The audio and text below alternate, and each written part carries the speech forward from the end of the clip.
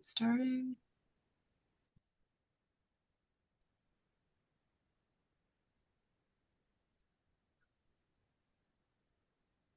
All right, I can see people coming in, so we'll just wait a little bit here until it slows down.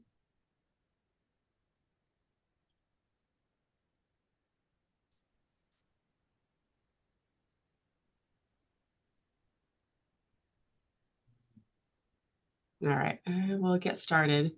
So hi, everyone. Welcome to our research roundtable. I'm Tess, founder and chief science officer of Renegade Research. We're a patient and caregiver-led 501c3 nonprofit focused on complex multi-system chronic conditions like MECFS and long COVID. We have 3 areas of focus: decentralized research that bridges the gap between patient anecdotes and large-scale clinical trials, education to increase the number of clinicians treating us, and clinical care through medical coaching and telehealth. We have a wonderful team of volunteers who move the wheels of our organization, and most of us have a personal interest in advancing research and care of these conditions. You can learn more about us and sign up for our newsletter to be notified of future events on our website, renegade-research.org. Our work is funded by grants and donations of all sizes from the community. We will share a link to donate in the chat for everyone who would like to contribute toward our mission. I'll next pass it off to our CEO, Isabel, for a few announcements, and then she will pass it to our volunteer, Emily, to get us started with an overview. Thank you, Tess, and hi, everyone. Isabel, and when I started the Clinicians Roundtables exactly 2 years ago this month, my dream was to expand the pool of clinicians available to this patient community. We have gotten amazing feedback from clinicians learning from these Clinicians Roundtables, as well as patients taking the information back to their providers. However, long COVID clinics all over the US have closed in the past year. So last September, we started offering the medical coaching to provide a personalized informational framework for patients and their providers. We have now expanded to providing medical care through telehealth in the states of New York and Maryland with Dr. Houghton, who is here with us, our CMO, and he is the provider. As most of us in this organization, Dr. Houghton also comes with lived experience. The goal is that we can continue to expand and provide the care that we wish every patient in this community has. Help us by sharing the word with others. If you are in New York or Maryland and are interested in telehealth or elsewhere in the world and interested in our medical coaching program, we'd like to hear from you, and we'll have a link for you on how to inquire. Also, our next Clinicians Roundtable will be on March 27th with Dr. Spiritus about when the gut-brain axis goes wrong. And I'll pass it on to Emily. Thank you, Isabel. So the topic of today's presentation is hypercoagulability, microclotting and clotting, and blood issues in MECFS and long COVID. This topic is important because a lot of these conditions, sometimes overlapping, appear in both of these communities. And the panel that we've assembled today to discuss this is part clinicians and part researchers. Some of these folks have led the way in research in severe microclots. Some of them have looked into autoimmunity in conditions like dysautonomias and mast cell disorders, and how those are related to hypercoagulability, causing and also worsening hypercoagulable issues. So we have 4 clinicians that we'd like to introduce today. And researchers. The first 2 are Dr. Resia Pretorius and Douglas Kell. They've done a significant amount of research in severe microclots, particularly since long COVID began under the COVID pandemic as it continues.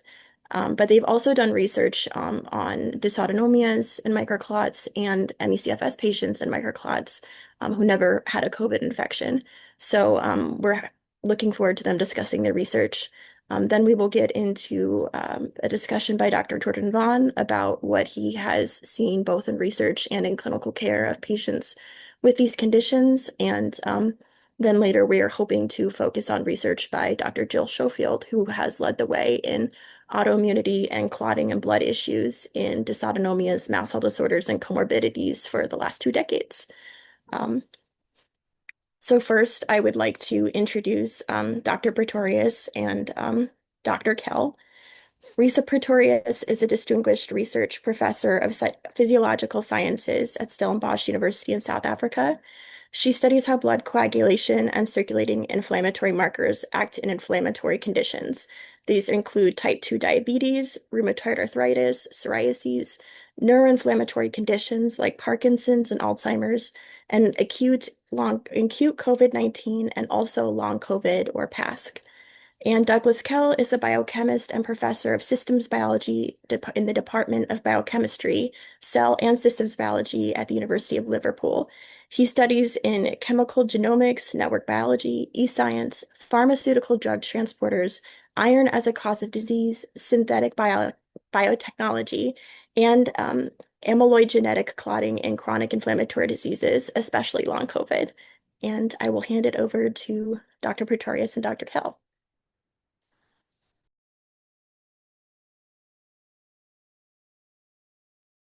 Doug, you muted.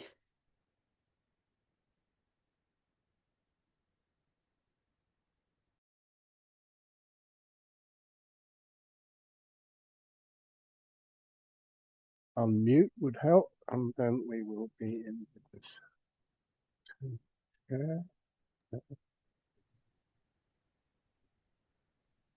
Okay. So, Resia and I are going to do a joint presentation. I'm going to start off. This is the title. As you know, we're studying these microclots that we discovered and that we think are important in these diseases. And really, that's going to be the focus of this presentation.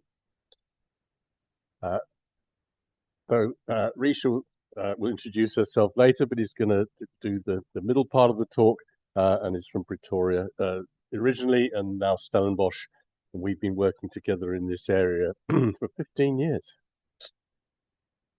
So here's the big overview, courtesy of one of the nice drawing agents you can get on the internet, in which we recognized on the left-hand side that normal blood clotting, if you look in an electron microscope, we'll see real pictures later, looks a bit like spaghetti, as in spaghetti bolognese. And when you want to get rid of the clot afterwards, so you cut your finger, the clot happens, and then you want to get rid of the clot, and there's an enzyme that does that, which is a protease called plasmin. What we discovered is that under a variety of conditions, there are triggers, which include bacterial cell wall materials, the SARS-CoV-2 spike protein, iron ions, actually ferric rather than ferrous, and that's another bacterial cell wall product. And under these circumstances, the blood will clot into an unusual and anomalous form that is in fact amyloid in nature. We'll come to what that means. And that it entraps a variety of other things, which are other proteins that are themselves prone to form amyloid, which is a different structure, neutrophil extracellular traps, which is DNA, and certain inhibitors that also serve to stop the clot breaking down. The consequence of this is that you have these small clots or microclots, typically 2 to 200 micrometers, circulating in the system, not being broken down, and blocking up the capillaries on, you see on the right-hand side, stopping the red blood cells taking oxygen to the tissues. The result then is reduced oxygen delivery, and many accompanying things follow. Now, of course, when you look at the symptomology of long COVID or indeed MECFS, there's a massive array of possible symptoms. And you might think, well, how can you explain all of those in a reasonably simple way? And according to us, which is the focus of this talk, we can, because it's the basic inability of bringing oxygen and therefore energizing your tissues that is the cause of the many features that are well known, such as fatigue and autoimmunity and post-exertional malaise.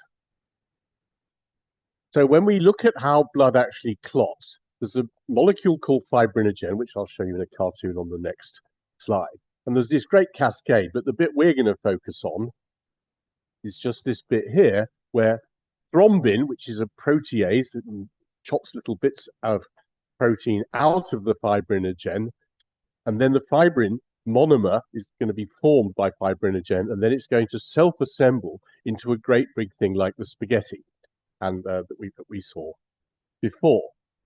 So here is a more realistic version. So fibrinogen, which is about 9:1 axial ratio, is going to be cleaved by this thrombin, and it's going to lop out two peptides called fibrinopeptides. And the result of this is that the fibrinogen fibers stack end to end in this sort of knobs and stalks format, and that's standard blood clotting. And for a typical diameter of a blood clot, you might have about 280 of these in a unit length that is going to self-organize. So it's quite a remarkable self-organizing system. And as I mentioned before, if you look at normal blood clots, and these are real electron micrographs that Resia took some years ago now, they look like spaghetti with a bit of branching here and there, and relatively homogeneous, but not entirely so under the control conditions. But in the presence of an amyloidogenic agent, which in this case is ferric ions, it goes into a completely different form, which in the electron microscope, you can see the fibers tend to be smaller, some tend to be also bigger, but on average smaller. And it's as though you boil the spaghetti partly and then let it clag together into a disgusting mess. And at that time, these were referred to as dense matted deposits. Now, the principle of protein organization was famously referred to as unboiling an egg due to an experiment by a guy called Christian Anfinsen, who got a Nobel Prize for this. And what he did was to add something to a protein that completely unfolded it. Something was urea and guanidinium, for those who care. And then he got rid of the urea and guanidinium, and the protein folded back up again to the same state that it was before he added the what we call denaturing agents. And two conclusions were drawn from this. The first, which is true, was that the three-dimensional structure that it folded into was encoded solely by the sequence of amino acids in the protein. Nothing else was needed. And for most proteins, I mean, the vast majority of proteins, that is true. For one or two, you needed something else.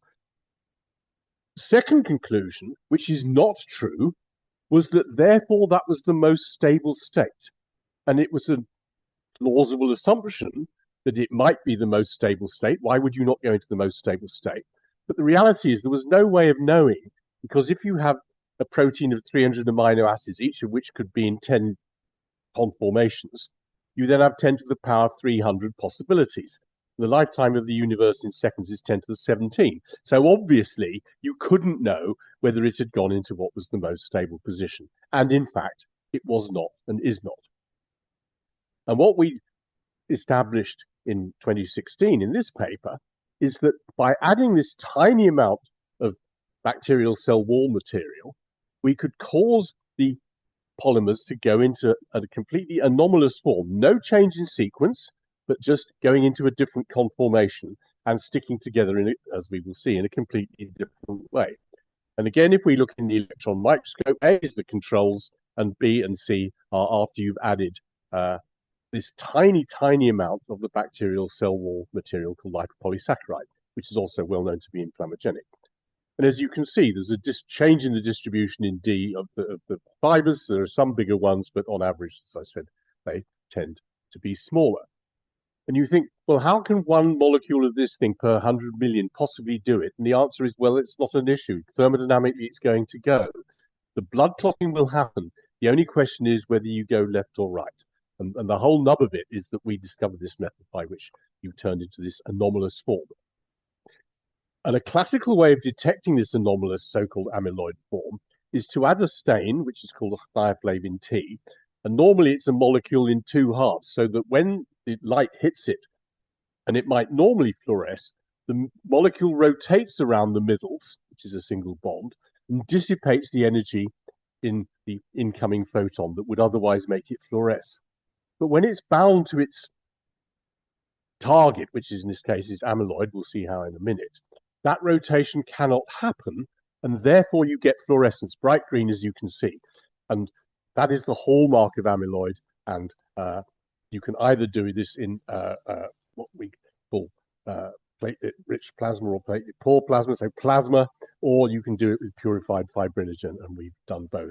And so clearly this vast amount of amyloid is being formed when you trigger it to flip into this anomalous, but actually much more stable form.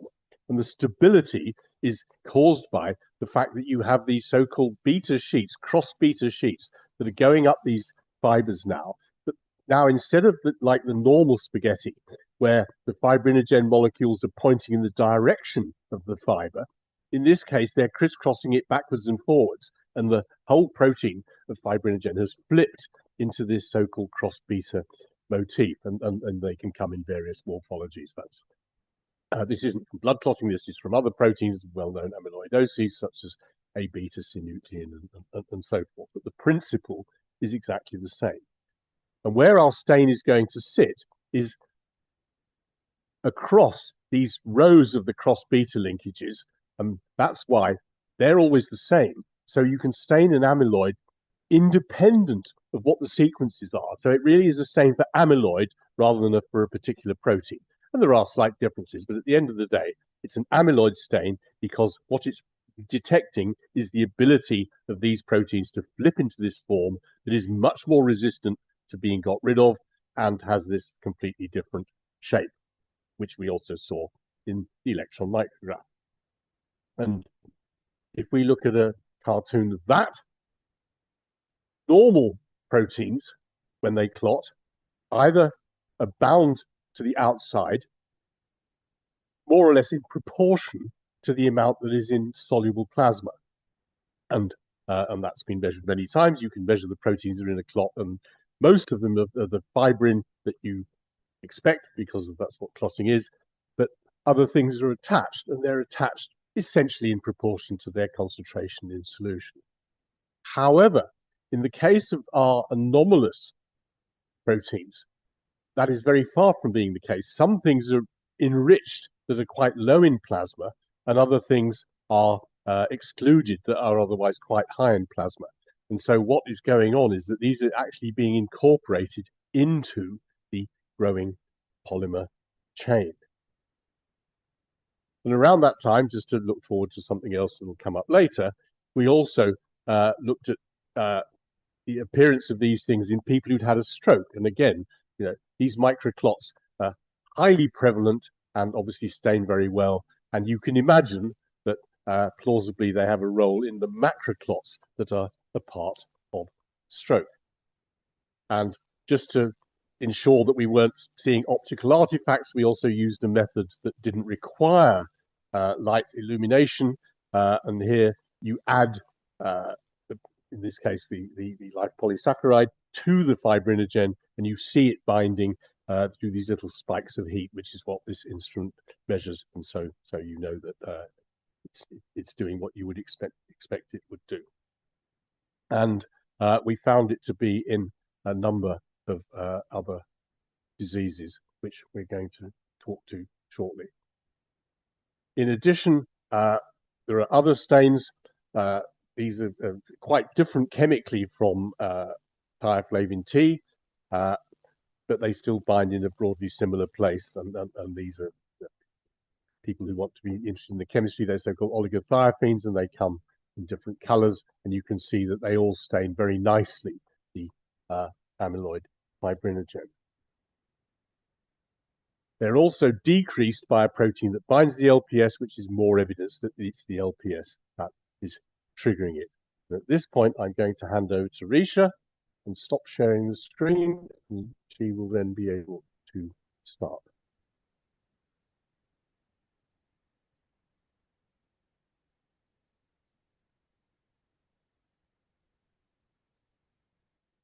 Hello, everyone. Can you see my screen? We can. Okay, perfect. As Doug mentioned, I will be taking over from here and fast forward to the pandemic. Early on in 2020, we looked at blood clotting in acute COVID-19 using scanning electron microscopy. We found that platelets were damaged and clumped together and attached to red blood cells. Fibrinogen and the clotting protein that is supposed to be soluble formed spontaneous deposits. In the micrographs on the far left, you can see platelets that are hyperactivated. And here you can note the yellow arrows. In the middle are micrographs where platelets are attached to red blood cells. you can note the white arrows. And on the far right, you can see micrographs of spontaneously formed plasma protein deposits that even glue together red blood cells. Note the blue arrows. So during the pandemic, we did not have access to human thrombin. So Doug mentioned that we added thrombin to our platelet-poor plasma or to our fibrinogen, purified fibrinogen. However, we didn't have access. Thus, I decided to just only add the theophlavin T, which is our amyloid protein marker, directly to the platelet-poor plasma. Here you can see the differences in platelet-poor plasma protein structure in acute COVID, where we compared plasma smears of the acute COVID-19 patients to that of healthy as well as diabetes patient samples. In 2021, we also studied the effect of the addition of the spike, the S1 part of the spike protein on clotting, when we added it to healthy blood samples. And here you can see fluorescent microscopy where S1 was added. We could again, as we could previously with LPS, directly induce amyloid protein misfolding, and we could also induce significant platelet hyperactivation when we added the S1 to healthy blood samples. See the micrographs on the left suggesting that spike protein both have a direct protein-protein interaction with fibrinogen, changing it into amyloid shape, and it can also bind receptors on platelets to induce hyperactivation. And you can see this in the pinkish platelets in the micrographs on the right. However, the extent of the amyloid formation was quite extensive and very interesting for us. If you turn attention to these scanning electron microscope results, also now still again with spike protein, you can see red blood cells of the healthy individual, and you can see a platelet, how it typically would look like. Major clumping of plasma proteins were noted in the scanning electron microscopy micrographs also after we have added spike protein. Then we initiated a microfluidics experiment. See the plate on the right. Here you can see healthy plasma that have a few plasma deposits. Note figure A and B. However, in acute COVID-19, and this particularly is the early Delta variant, significant plasma deposits were found in this fluidic system. See the micrographs in C and D. We could also induce these insoluble plasma deposits by adding our S protein to healthy plasma, and you can see that in E and F. Now we had evidence that spike protein is directly involved in the clotting pathology seen in acute COVID.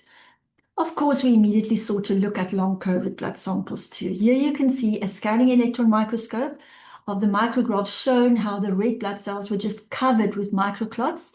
And you can also see when we added theophlavin T as our marker of amyloid directly to plasma, that these huge amount of signal can be seen from THT.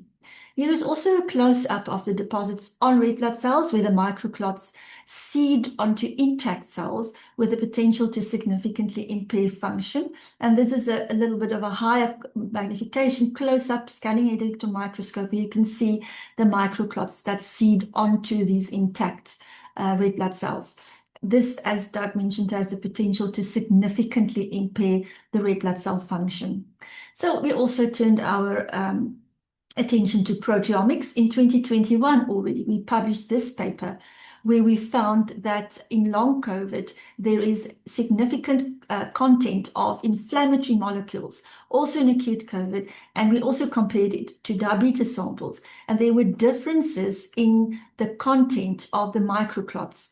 Initially, we could not digest these microclots from the acute and long COVID population, but together with our biochemist, Dr. Marie Vlok, we developed a double digestion method where we could digest the microclots and then with proteomics find different molecules inside. Of most important to us at that stage were the molecule alpha-2 antiplasmin. We also found von Willebrand factor, complement, and also indeed fibrinogen and various chains and coagulation factors that are all associated and entrapped in the solubilized fibrin-resistant microclots. So I'm not going to go into this. So this is a clotting diagram. And here you can see where alpha-2 antiplasmin acts. It prevents clot breakdown.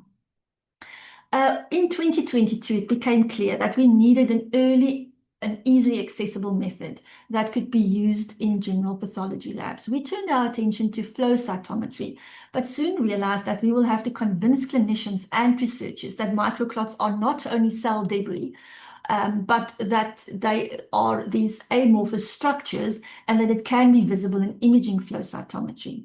So with the help of Bowlby Research Foundation, Polybio Research Foundation, kernels and thousands of donations, we had our instrument within 6 months. So it was very important for us to develop a method, and we developed a microclot detection method on the imaging flow, and here you can see some of our examples. So why is it important to determine if microclots are present in circulation? It's not only whether the numbers and the sizes, whether they are present and how many they are and how they look like. If we look at healthy versus long COVID, or for that matter, any of the other diseases. For us, it's become very clear that the content, the inflammatory molecules that are of interest, especially also if we're looking at clinical trials, the activity and the biochemical characteristics are very important. So it's very important for us to now not only look at it as number and size, as I mentioned. In 2023 and 2024, we looked at the content of microclots with a team under lead of Professor Alain Thierry, and he's from INSERM in France. His interests are myeloperoxidase, neutrophil extracellular traps, or in short, NETs, and elastase. These are known as circulating DNA components, and we found that in some of the microclots in our patients, and also controls, obviously not as many as in patients, there are nets that are entrapped in the core structure of the microclots. And we are now in the process to look at, and we've been the past few months, look at how we can term these different phenotypes that we have been seeing. So following on that, we've been looking at the biochemical characteristics, and we're trying to understand how we can better describe these microclots.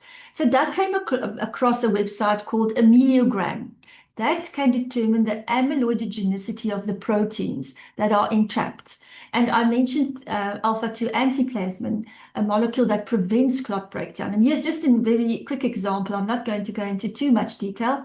If you feed the sequence of this alpha-2 antiplasmin protein into the ameliogram, it can determine the amyloidogenicity for you of this molecule, and it can tell us how sticky the molecule is and the chances of it to be able to be entrapped as an amyloidogenic protein inside the microclot complexes. So a bit more on the microclot phenotypes. Our latest thoughts suggest that there are various microclot phenotypes. Here are just a few possibilities. It is cell-driven derived debris, which is prothrombotic. The immunocomplexes, that's the nets. Also plasma protein aggregates, that's simply protein fibrinogen entrapping all sorts of inflammatory molecules. And then, as I mentioned previously, also aggregates on intact cells. And here's just again an example of such microclots, one of the types of phenotypes of microclots that are entrapped and attached to red blood cells. One of the questions that we frequently get is whether microclotting is related to macroclots seen in thrombotic stroke. Circling back to our early research many years ago, at that stage, we were looking at red blood cells and platelets, and we were not really so much focusing on microclots, and we were not testing stroke blood without thrombin. And here you can see at that stage, it was actually, the microclots were there, we just didn't pay much attention to it, and it was hiding actually in plain sight. I'm also happy to report that with Doug and a team of researchers and neurologists from Liverpool and with Professor Melanie Walker from University of Washington, we did publish a paper in journal Stroke showing that when retrieved macroclots are looked at via our methods with theoflavin T, that they in fact drip with these amyloid structures, and the whole extracted clot is actually a lot of amyloid present in it as well. So our latest findings that we have been looking at, which is not published yet, but that is in preprint, is by looking for pathway signatures in post-translational modifications, or PTMs, within our microclots. And if you look at this diagram here, we received samples from Professor Satish Raj from a lab in Canada, and he gave us samples that have, we got controls, and we had POTS samples pre-COVID and long COVID with POTS. And in this population, we could identify these post-translational modifications and actually determine that there's a difference between POTS and long COVID. And here you can see 49% related to immune and 51% to metabolic and coagulation involvement. So we think that in long COVID, it is more a clotting pathology, and while in POTS, it's more immune and complement type of pathology. So overall, we think that disease specificity lies also in checking out the sequence changes, so the post-translational patterns within our microclot complexes. And that might in future provide a very clear framework for biomarker discovery and patient stratification. I'm going to end off now, and this is just my team from Stellenbosch University, everyone working on it. And just to perhaps leave you with a final comment, to change outcomes in long COVID, we need to find measurable biomarkers. We must then stratify patients with precision and design clinical trials that are grounded in biological reality, not assumptions. We think that microclots offer a powerful lens. We know they entrap inflammatory molecules, and it reflects the underlying pathology. And of course, introducing a new method and even a new term like microclots into clinical medicine is never easy. It requires robust evidence, a relentless communication, as we are doing here. But the most important is time. But the alternative is continue to overlook a potential key driver of the disease. So in this process, Doug and I have been looking at seeing the unseen. And we know really what that means, uncovering the invisible mechanisms that perpetuate illness and translating that knowledge into tools that serve our patients. The journey from research to clinical utility is rarely linear, but with the right biomarkers, the path becomes visible. And with that, I will end my part, and I'll hand over to Doug, and he will do the last bit of the presentation for us.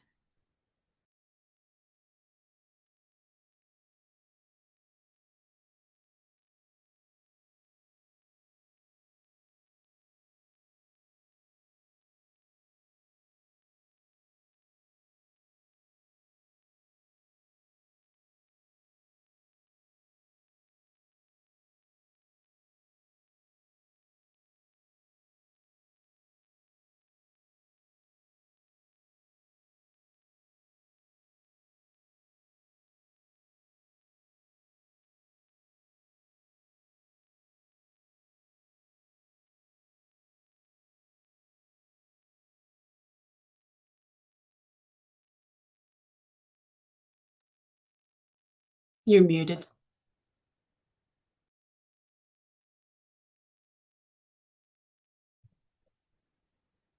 Sorry. So the last part, we're just going to have a look at some of the recent stuff we've been doing, and with a particular focus on what can we do about it in a way that is going to be on a sensible time scale, which probably doesn't mean finding novel drugs, which would be extremely slow and ruinously expensive. So, and people I'm sure have seen some of this stuff out in Twitter and so forth. So one of the things that people have tried is nattokinase. So natto is a Japanese food that is a fermentation of soybeans using a bacillus species, which is actually Bacillus subtilis really. And the bacillus secretes a protease, which rather stupidly is called nattokinase. And that is what degrades the proteins in the soybean to make this natto in the way that is shown there. And as you see in the bottom right, it's a sort of gloopy kind of material that I have to say something of an acquired taste. But it's widely considered, or even more considered recognized, that it's good for you and good for preventing cardiovascular diseases. So the question is, could it also help degrade the anomalous microclots as well as ordinary microclots? And the answer to that from this paper was yes.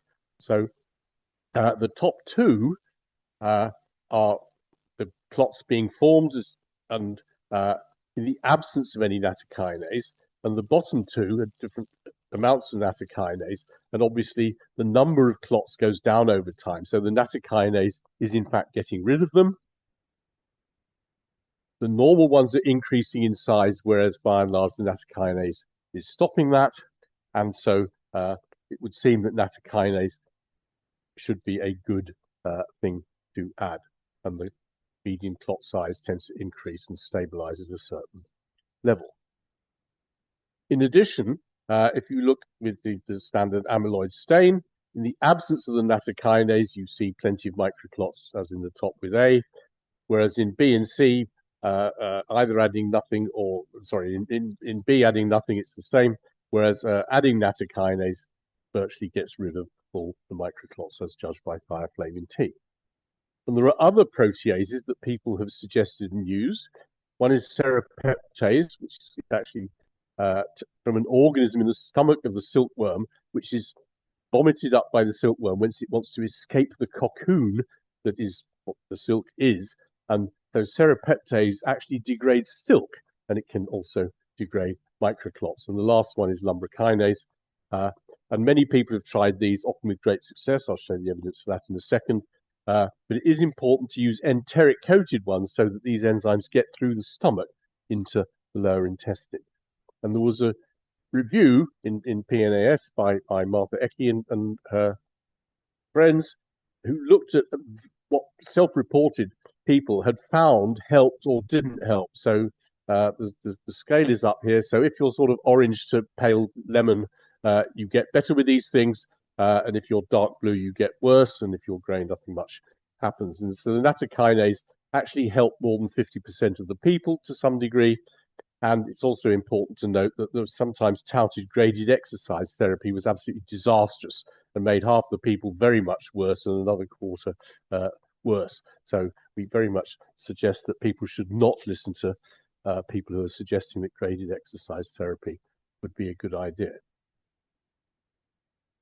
And this, of course, brings us to a question as systems diseases, which are perfectly well understood in traditional Eastern medicines. And traditional Chinese medicine, and actually Japanese Kampo, which is similar, has a concept called blood stasis, a term also used by Virchow in the 19th century.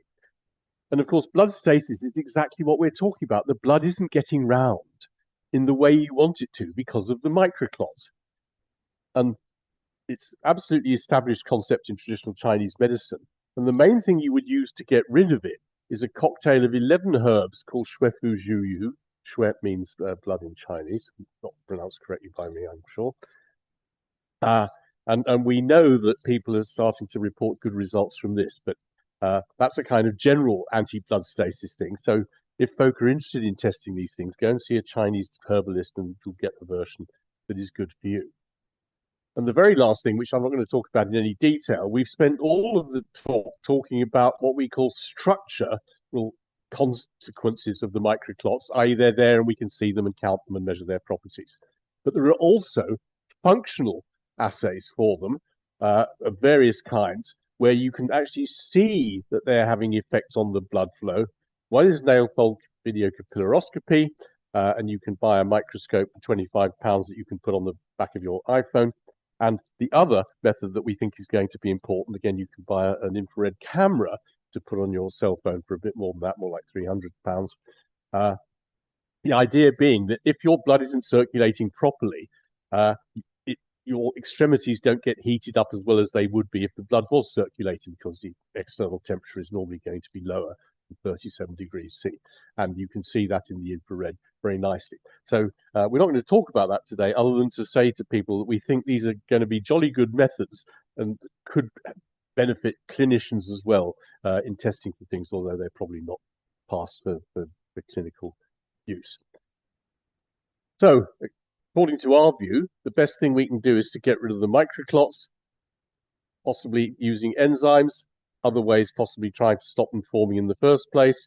And we're looking to find ways that are stopping the amyloidogenic formation, but the molecules are not just anticoagulant, which exist, and we know all about that. And so that's where we're going to stop with a picture of Stellenbosch in Liverpool, where all of this work has been done.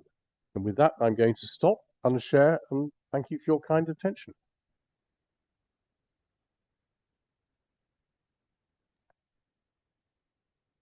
Thank you so much. I'm going to bring up some quick slides here.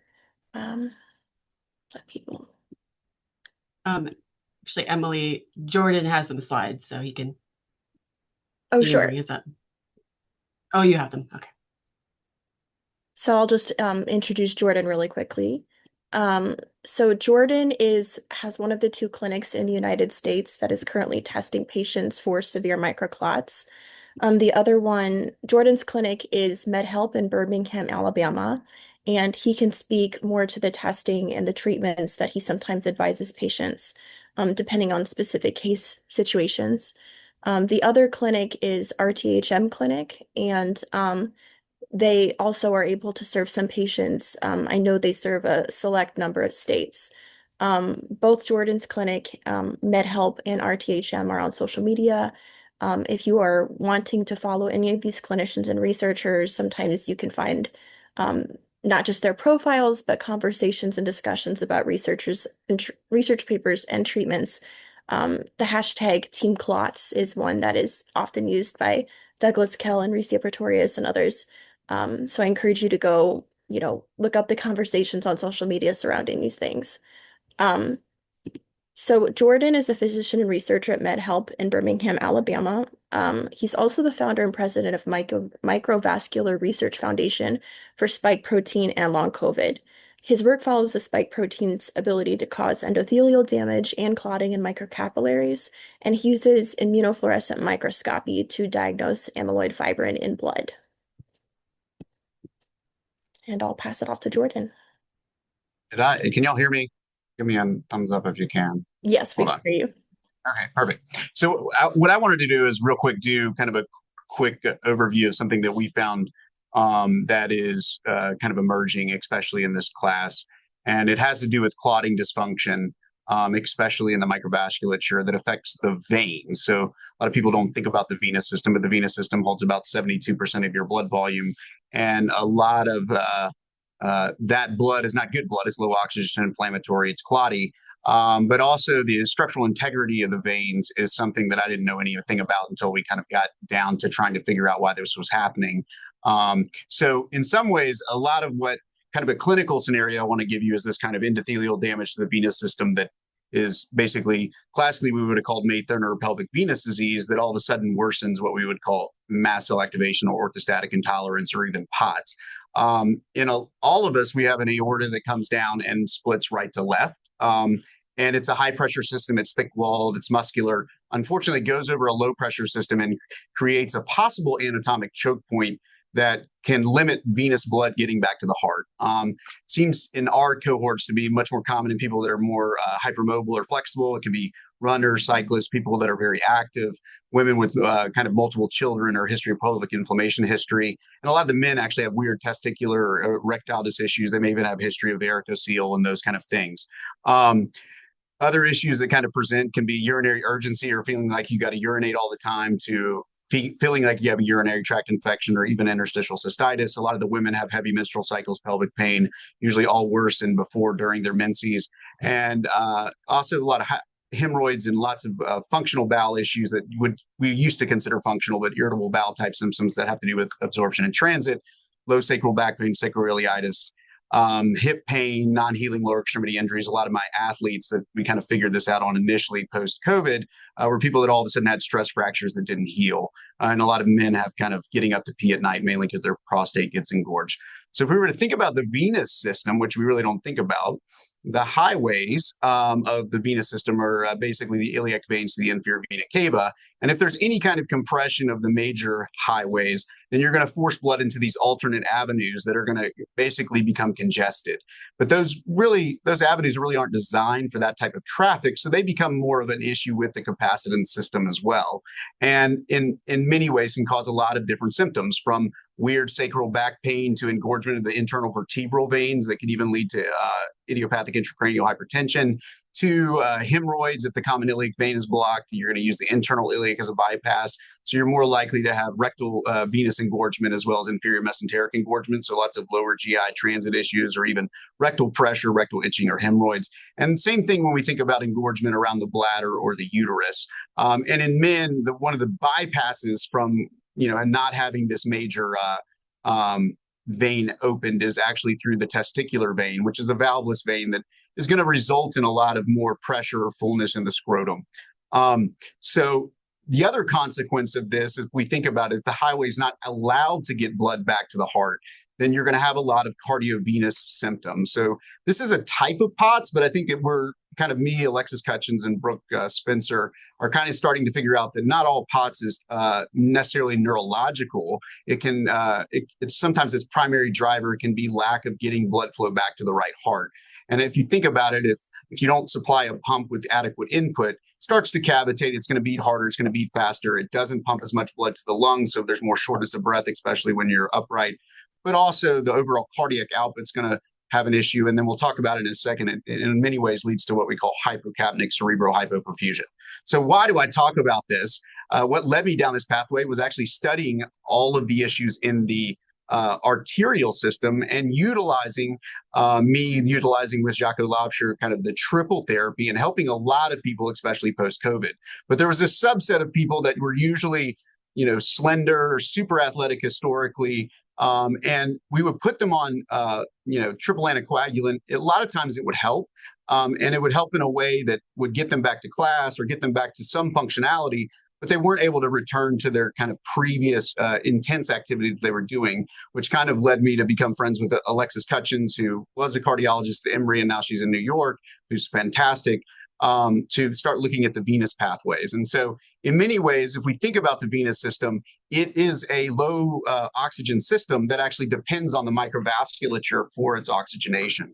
And so in many ways, what we think is going on and are further trying to prove is that, you have basically the vasovassorum as the supply route to the structural integrity and the musculature of the large veins. And so in many ways, that's a lot of these things we see. So if we were to think about veins, we obviously on the outside of our big veins have something called the tunica externa, and we'll talk about that in a second. There's tons of mast cells, eosinophils. These are very immunologically active. Unlike being immunologically active on the arterial system, the venous system seems to have much more immunologically active tissue on the outside, but also the muscular, the concentric muscles. Again, the reality of the venous system is it's a capacitance system.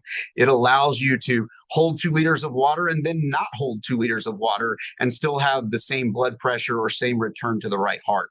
And so if we get damage or issues to the teeny microvasculature in the big, large veins, then we're going to have a lot of development of venous insufficiency, vein dilation, valvular dysfunction, and ultimately loss of vessel tone. So what we've kind of found is that this venous wall damage that happens from microclotting to the vasovassorum leads to worsening of venous compression syndrome. So again, you talk to most vascular surgeons. Even when I first met Brooke Spencer, she would have said, "Hey, Jordan, these people have always had venous compression syndromes.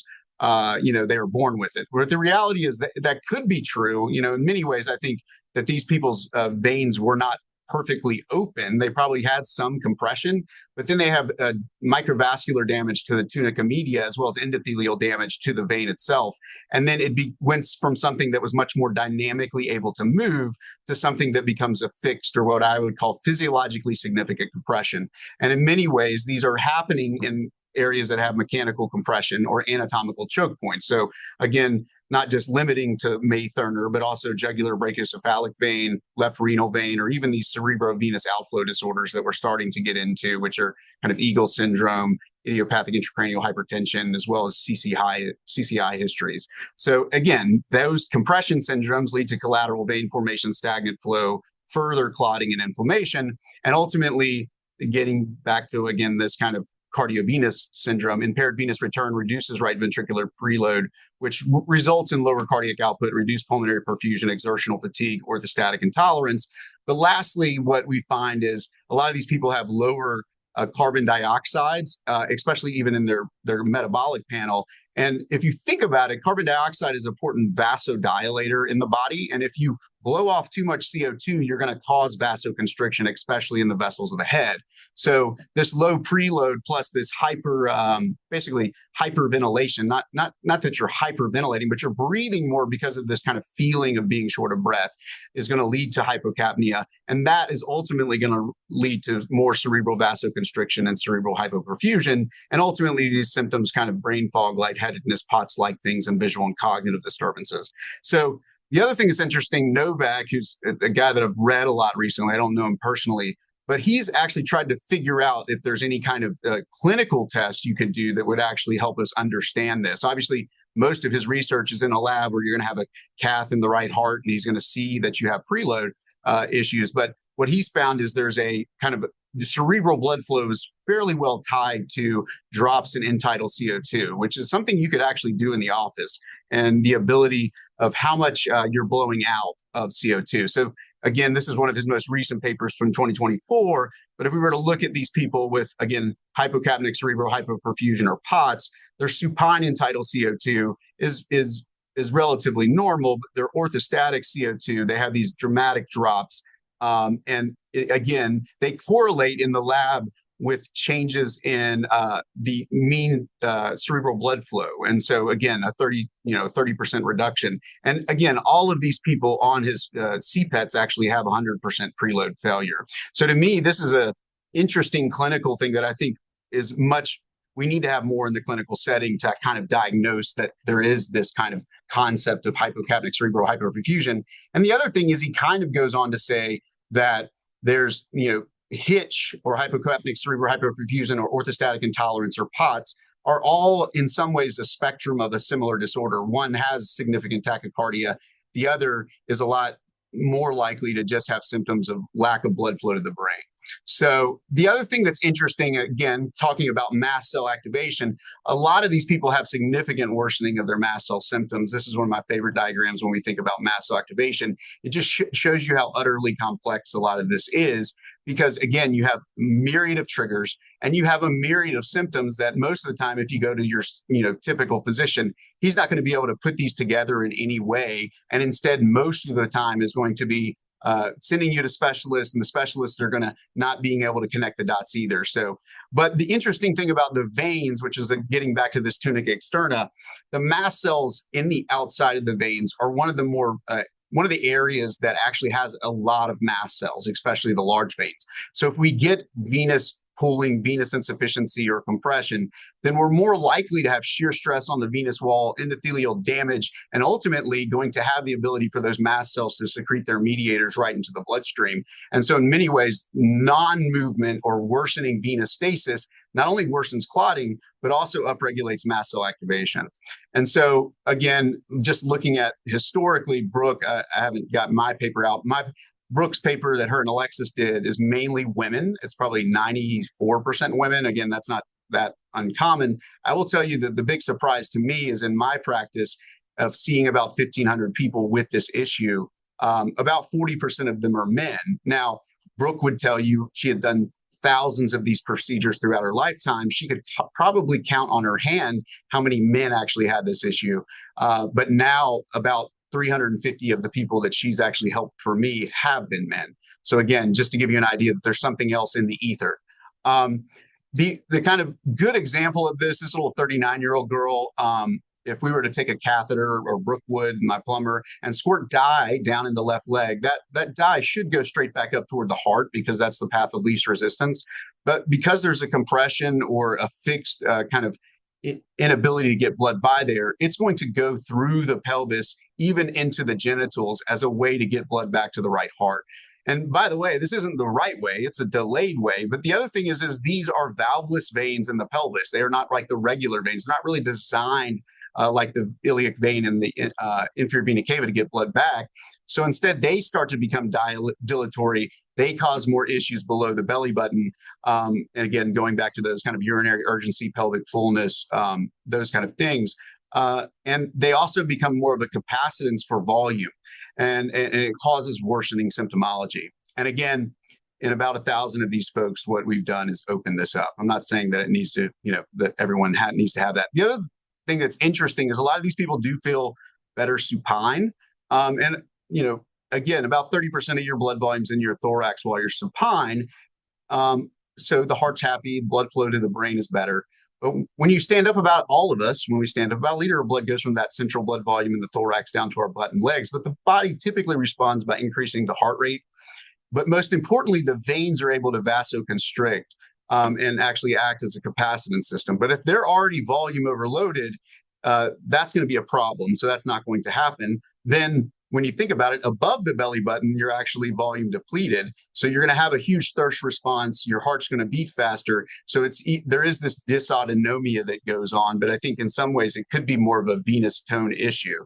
And so in a sense, when these people stand up, that central blood volume is a lot lower and there's engorgement of the venous system and congestion in the legs. So just looking at what we do, a lot of times the things that definitely help are things that downregulate clotting, help open up the vasa vasorum, help heal the vessels. So all of these are important even on the arterial side, but it's interesting to think about how even microvascular damage to the arterial side affects the venous side significantly, especially when we think about clotting.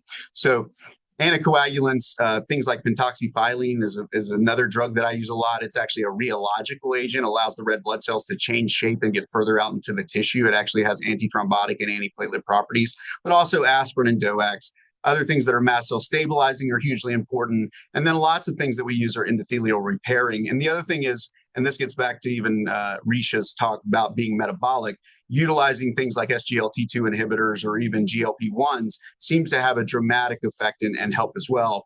And then obviously most of these people have already figured this out, but they're very sensitive to volume.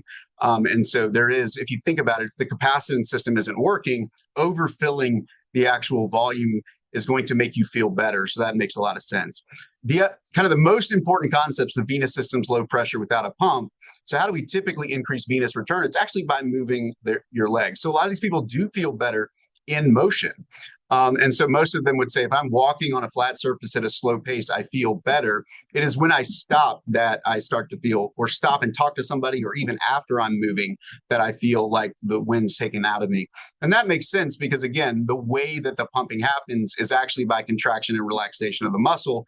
And when you're doing that, your veins dilate to begin with. So when you stop doing that, they're already even more dilated and they're going to pull. And then a lot of things, obviously, recumbent biking is a lot easier because, again, the venous system is such low pressure that it's influenced by gravity. So your venous pressures when you're lying down are 8 to 10. When you stand up, they're 20 to 22. So it's twice as hard to get blood back to the heart. And then a lot of these people, and this is kind of for my triathletes post-COVID that couldn't run anymore, they do feel fairly good in water. And that makes a lot of sense from the concept of the buoyancy of water decreasing the gravitational gradient, but also the weight of the water is kind of augmenting venous return. And then lastly, and this is where I'll end, is the other thing is there's a lot of sleep dysfunction with it. And if you think about it, why we sleep horizontal is because of the venous system, not the arterial system, because we typically don't move our legs when we sleep. And so in a sense, we need a natural gradient from our legs and pelvis back to the heart and lungs and ultimately to the brain. And if that's not happening, then a lot of them will have crazy kind of heart rate changes throughout the night. They might even feel short of breath, but they're also not going to get good blood flow to or from their brain, inhibiting their cycles through sleep, really sleep cycles.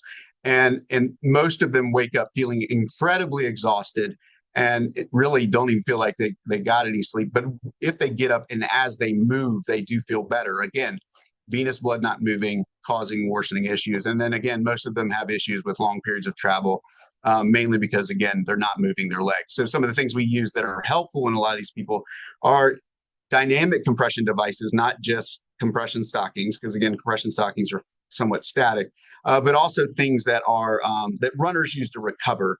And I found this very helpful for anybody that has POTS or anything like that when they're sitting for a long time, that actually continues to cause contraction and relaxation of the muscles of the legs, and as well as post-exercise and recovery. Thank you. I'm sitting here trying to like move my legs around. Yeah, it was super interesting. So thank you. All right, we're going to move on to Jill. We'll talk a little bit and then open it up for the wider discussion. So I'll introduce Jill. Let's see here. She's the founder and director of the Center for Multisystem Disease and a clinical associate professor at the University of Colorado. She works in antiphospholipid syndrome, autoimmune dysautonomia, mast cell activation, and a lot more. She's both a researcher and clinician. I know people who have worked with her, and I've heard great things. So I'm just going to pull up some quick slides here.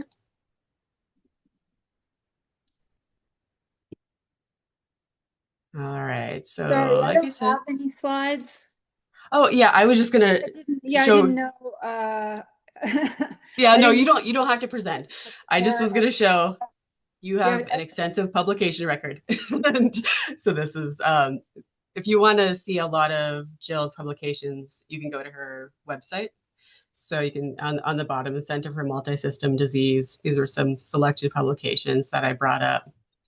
And then just wanted to show this quickly. I kind of just grabbed a few papers in particular that were related to the hypercoagulability. So just kind of, if we'd love to hear you talk a bit about what is antiphospholipid syndrome, what can it cause? Here we saw POTS and migraine, and yeah, just in general, what is it? Yeah, well, I kind of stumbled upon a couple of patients with POTS who had antiphospholipid syndrome, and then contacted Professor Hughes in London, who first described the syndrome, and we wrote up the case series. And the antiphospholipid syndrome world doesn't really recognize that link, but in my practice, it's a clear link. It's not anywhere near as strong as the link with mast cell activation, which seems to be, I don't want to use the word causation because that's hard to prove, but a much stronger link with POTS. But there's definitely a subset of patients who have antiphospholipid antibodies and or syndrome. In order to call it syndrome, you have to have had a thrombotic event and or very severe pregnancy morbidity, which is the other hallmark of the syndrome. But it's basically an autoimmune clotting disorder. And, it seemed to be similar to, say, what Jordan has been describing and everybody else in long COVID. But in my practice, I haven't seen the same response to antithrombotic therapy in my long COVID patients that I've seen in my antiphospholipid patients. So in antiphospholipid patients, in patients with the antibodies who have or have not had a thrombotic event, usually they hopefully have not, because I was kind of screen them for those antibodies when they have POTS and they're sick. And if they have migraine, so those publications were about migraine. So this was first described by Dr. Hughes. He noted that his patients with antiphospholipid syndrome, when they got put on anticoagulation for a thrombosis, many of them said, "Oh, my headaches that I've had every day for the last 10 years went away, and I can think again." And that was a phenomenon that he talked a lot about. But the current people, because he's sort of phased out of clinical practice due to age, don't embrace that so much. They're just all about clotting and pregnancy complications, but it's a very clear and to me a very important phenomenon, because I think that paper was 75 patients, that I was able to collect pretty easily, who had a dramatic response to antithrombotic therapy. And interestingly, the different patients responded differently to different agents. Plavix is clearly better than aspirin, or I'll say clopidogrel, because I know that we have different countries represented here. Clopidogrel is clearly better than aspirin for most people, but not all people. And then some people need dual therapy. I use a lot of apixaban. I found the combination of apixaban and clopidogrel to be like the best for more people. But some people, Lovenox is better than apixaban. In a rare person, warfarin was better. Some people it's warfarin and aspirin. Some people it's clopidogrel and Plavix. But dramatic, the people who respond, it's dramatic. Like they can go from having everyday headaches and not being able to think to just being like, bam, it's gone. So when all this stuff came out with COVID, I thought, oh, this is going to be similar, but I haven't had as many patients as you, Jordan, who've been on triple therapy, but I haven't seen a response in any of my patients to it. I have one patient who's responded to nattokinase, but I think long COVID is very heterogeneous and complex, more complex and heterogeneous than these antiphospholipid syndrome patients, where it's just easier. They respond. And I've been nervous to use triple therapy because I know the bleeding risk is, clearly high. So I have not started anybody on triple therapy myself, but I've had some of your patients, Jordan, and for whatever reason, the ones I've had, they haven't responded. So I'm interested in your what percent of patients you've seen respond to triple therapy versus nattokinase. I don't know. My focus first is always to treat the POTS, to treat the pelvic venous disease. That's obviously a common issue in my practice, and treat the mast cell activation first. And most patients respond to some or all of that. But there's always the ones who just don't respond to anything. And I guess that's true in every area of medicine. But it's frustrating, even, they don't respond to IVIG, they don't respond to anything. Yeah, I mean, I think I don't, Emily, do you want to be the discussion? I didn't know. Anyway, Sure. but We can start into discussion. I know a lot of folks have questions about different treatments, different tests, crossing over. Some people have multiples of these, right? So we can open the floor for discussion yeah. Yeah, I mean, I would agree that it's much more diverse than that. Obviously, I mean, even to how we got to venous disease was the non-responders were a little bit different than the people that weren't, and it led me, and even their clearance of microclots and those kind of things led me to believe there's some other process like venous stasis continuing the clotting process that made it not disappear. Obviously, the other thing is, I know you're not just talking about antiphospholipid, but antiphospholipid for me are sometimes people that they're harder to figure out what blood thinner or thing they respond to best. And so I usually try a lot of different things, from apixaban to dabigatran to even sulodexide, which isn't available in the U.S., but it's a more naturally available low molecular weight heparin and dermatan sulfate that comes from the intestines of pigs in Italy. So I think from a mast cell perspective, they tolerate it better too, because that's the other thing you're always fighting against is, gosh, is it going to help the person? Well, heck, the first thing is can they even take it? So.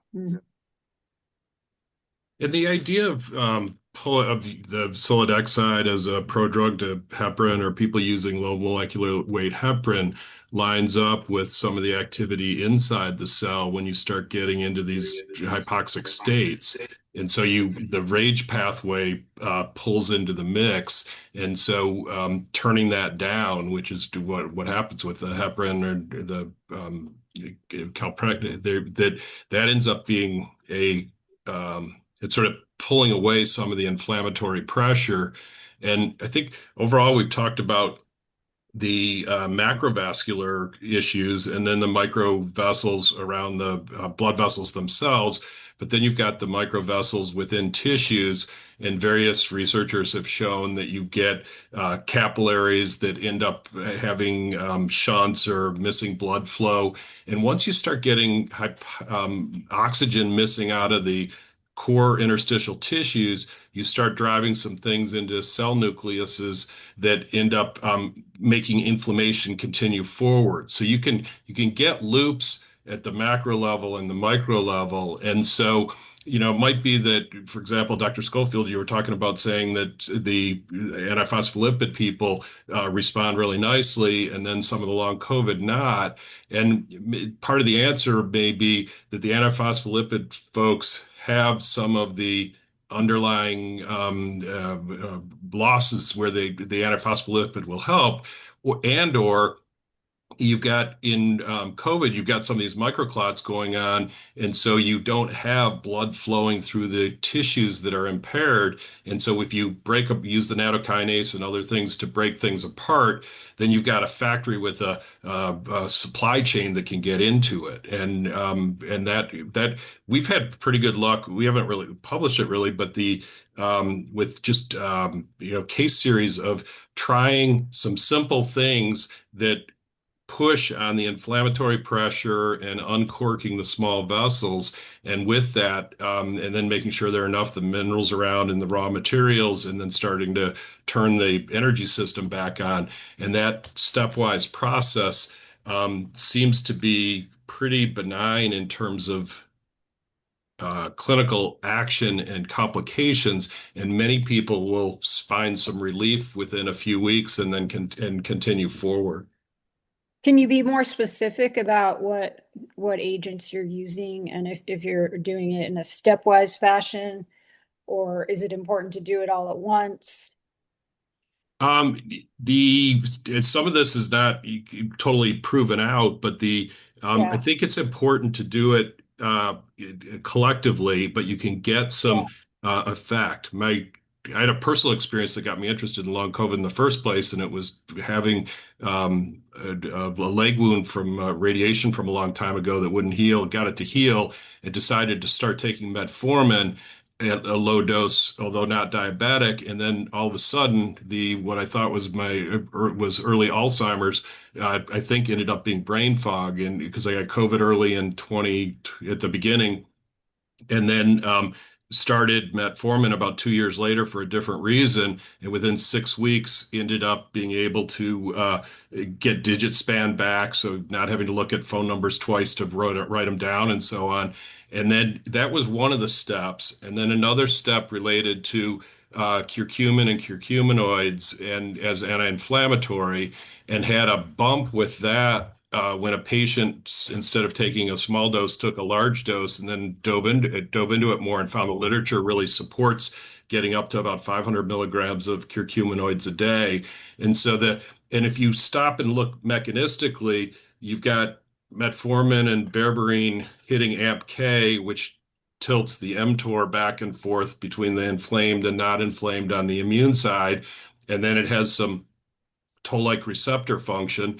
And then you've got curcuminoids and others will decrease the innate immunity through the toll-like receptors. And so that stops the NFKB and everything downstream. And then through the nattokinase, bumping up to some of the higher doses that were shown in the Japanese studies to help revert atherosclerosis and do some other things, where in the US we usually use 2,000 units, and the 10,000 units was very safe in observational studies over in Japan. there was evidence again of atherosclerosis reverting. And in Martha's early papers, there was some suggestion that higher doses might help, but there weren't enough people. So collectively, think of it as getting rid of the inflammation as well as uncorking the microclot part of it, and then thinking through if there is some GI stuff going on, is there a place where you're losing short chain fatty acids? And so then try to push some of the microbiome to get the short chain fatty acids in or give them from the outside. And collectively doing the mixes, and then there are various things with minerals you want to make sure as raw materials that are coming in and so on. And collectively doing that, you're feeding the factory and then lighting, and then giving it the raw materials to do the rebuilding. It usually takes about 4 or 8 weeks to get some effect.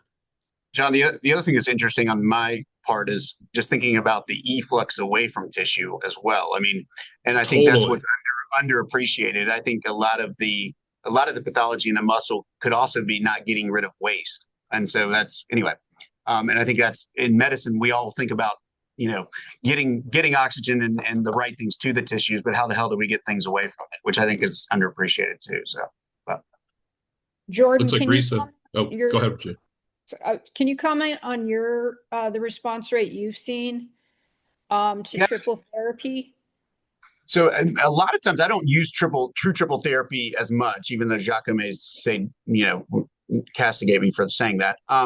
I use a lot of aspirin and then pentoxifylline and apixaban. And I think pentoxifylline is unique and it's rheological. So it helps red blood cells change shape and helps get things further out in the tissues. It's also not the bane of a neurosurgeon's existence because it's not going to increase the risk of head bleeds or those kind of things as much as clopidogrel. And so that really is kind of my core therapy in a good bit of people. So it's a little adjusted. I will say together. What'd you say? Yeah, those three together. Yeah, so it's triple, but it's not. It's Plavix has been the bane of my existence a little, and so it's just anyway. I feel like more tolerable. And there's a kind of secondary benefit that I see in it. So I don't want to go against the mantra of Doug and Resia, but anyway, that's what I've found useful. On the aspirin specifically, just because, we do see a lot of very, very different effects at different dosage levels. Where do you see sort of the most, I know there's going to be a lot of variabilities, but the most common optimal dosage for aspirin in particular? To me, weird enough, it's a non-enteric coated aspirin, mainly because if you look at the research, a good bit of, and so it's something you can almost chew and then take in chewing an 81 milligram aspirin twice a day, as opposed to enteric coated. Because if you look at these people's guts, as well as the research on enteric coated aspirins and then the blood effects of them, very few enteric coated, I mean, even just 50% of regular people, an enteric coated aspirin doesn't get you aspirin. Aspirin has the added benefit of being a great mast cell inhibitor, but the 81s almost always have bad fillers, dyes, and alcohols. So I've found using the 325 is much cleaner. That's a good point. I've seen a lot of mast cell patients have that exact issue in support groups. Yeah. And Dr. Pretorius, Resia has a question. Do you think it's the enteric coat, Jill, or do you think it even on a like a chewable aspirin, or are you talking about the enteric coated ones? I don't think the enteric coated ones I've seen, I've just kind of screened a lot of the 81s, and I've just seen bad excipients in them in general. I couldn't find one that didn't have either dyes or alcohols, which are to me the two worst excipients. And then I look at the 325s, and I know one where the only additive is cornstarch. Okay. With the excipients, I noticed some people can tolerate it if they're on mast cell stabilizers, other treatments, right? They go from not tolerating to tolerating. And I've seen that differentiated in patient reports and support groups as well. Some folks. Yeah. Why don't we go to Resia? You got a comment, it looks like. Thank you. I just want to leave a comment. John, you mentioned when you had your time as panel member when you discussed the fact that you have found some interesting effects with metformin. So I just want to point out to our latest work that's still in preprints, currently under review, where we looked at these post-translational changes on the fibrinogen. And very interestingly, the areas of the fibrinogen that's changed is changed in the areas that suggest that it's got advanced glycation endpoint problems, so ages. So advanced glycation on the fibrinogen molecule.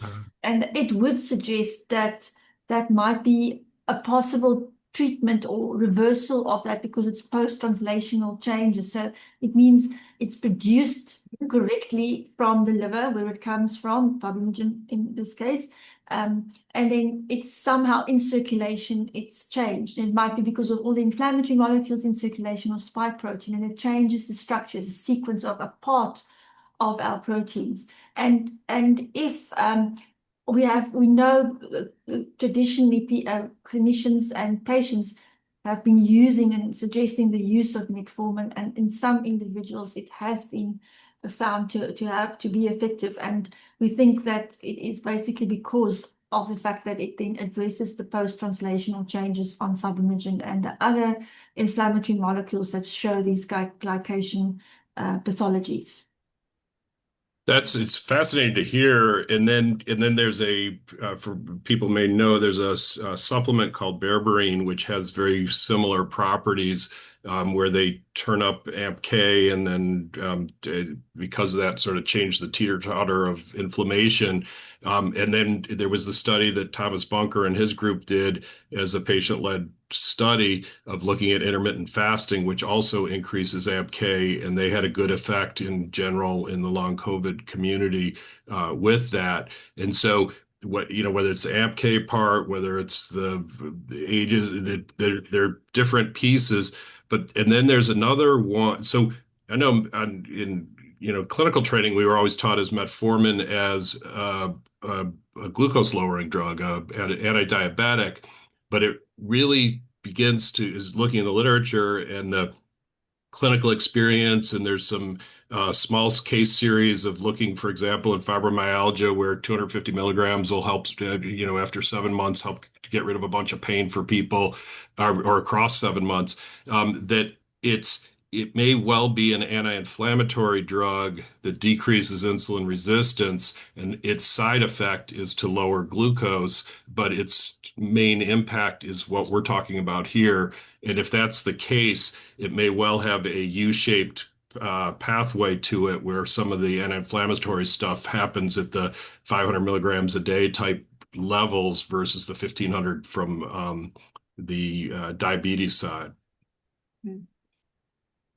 The other interesting thing is it actually has effects on plasminogen activator inhibitor 1 as well as lipoprotein A.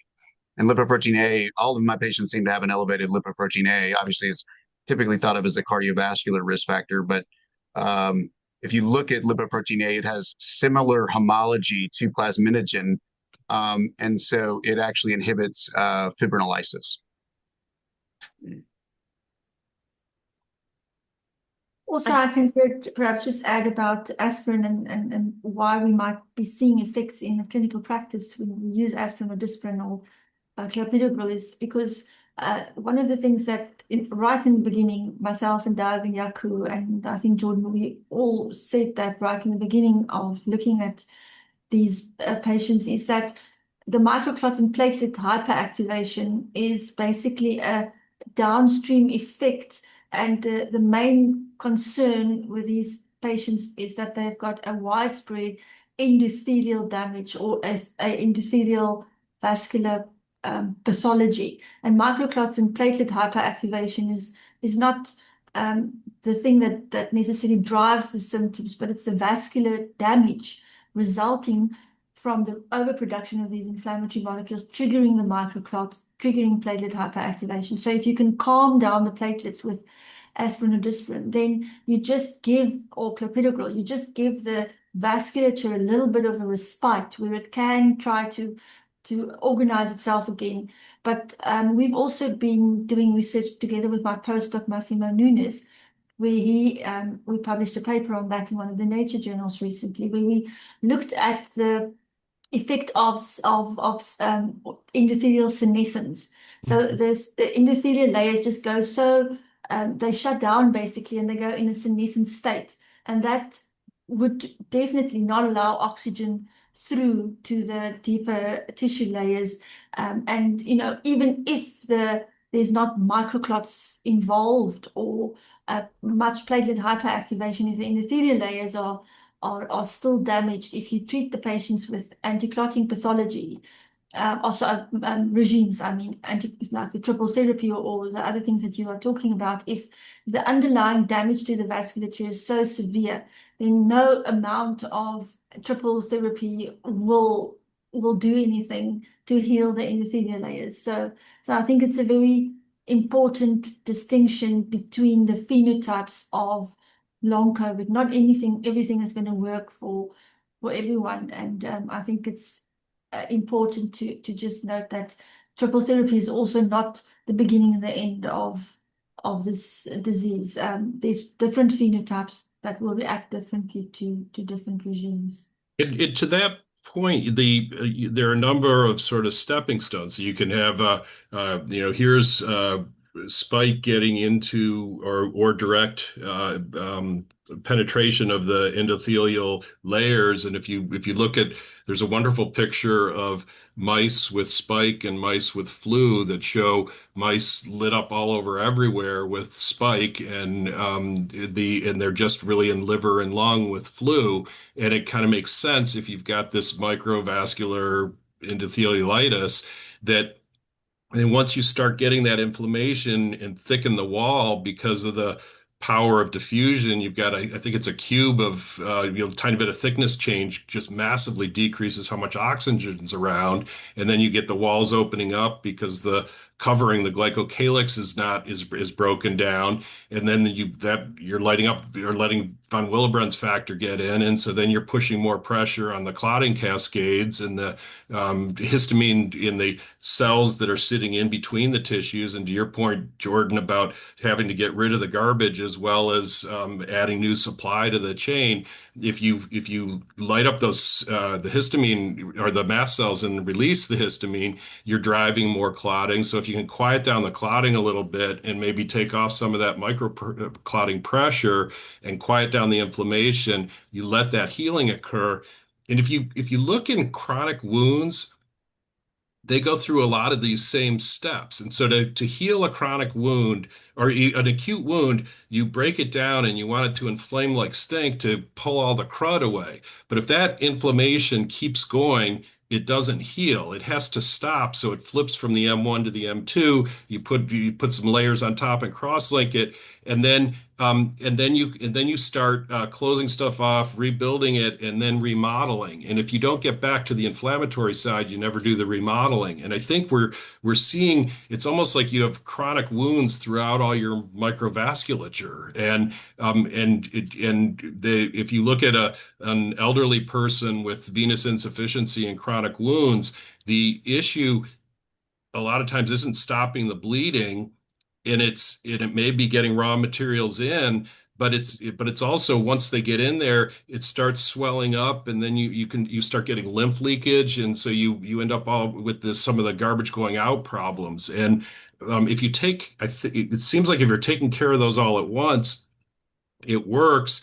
And then if you look into the literature on that, the hypoxic theory of disease there's a pile of literature on this from a systems perspective. And if you look in the cardiac literature right now, there's a bunch of microvascular inflammatory things. And if you look in the longevity literature, there's a bunch of same things, working on mTOR and these different pathways. And it seems like there's a continuous theme of getting the body back to its homeostasis that we're all talking about here. Speaking to that, I know we've discussed in the past, both in research and in discussions, genetic factors that impact this. Obviously, we've talked about Ehlers-Danlos, other connective tissue disorders and diseases. Would you guys like to get into some other genetic markers that kind of maybe risk factors for people developing some of these conditions, one or more of them?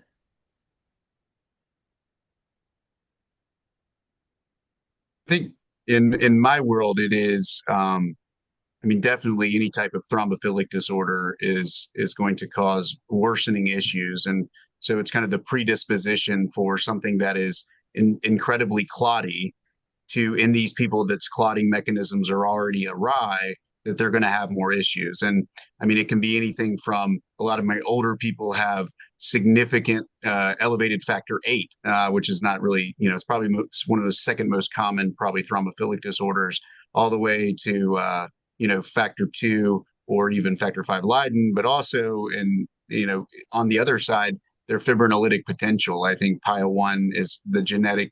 I mean, it's kind of a loose.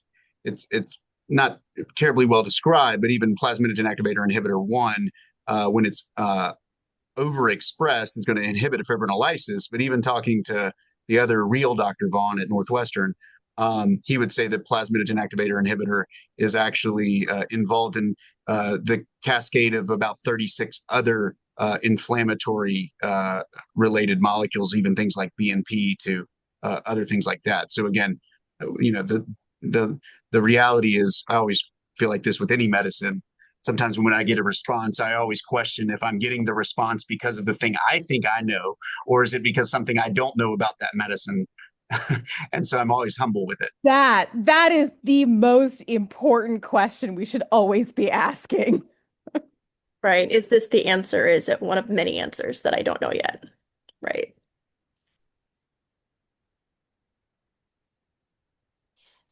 I know another question we've gotten a lot from a lot of people is, as we're talking about subtypes, right?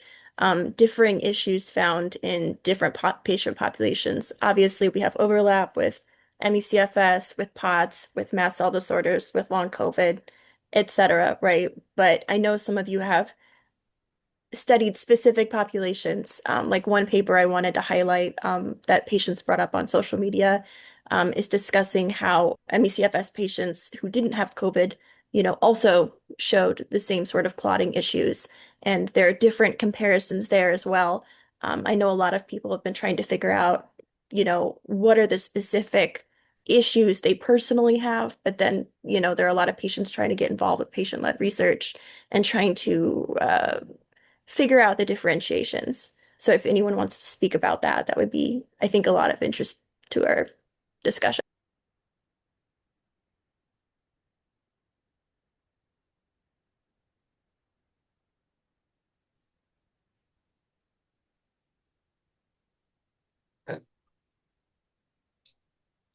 I will say, I mean, just one I think underappreciated concept is how hypermobility, mast cell activation, and thromboinflammation overlap.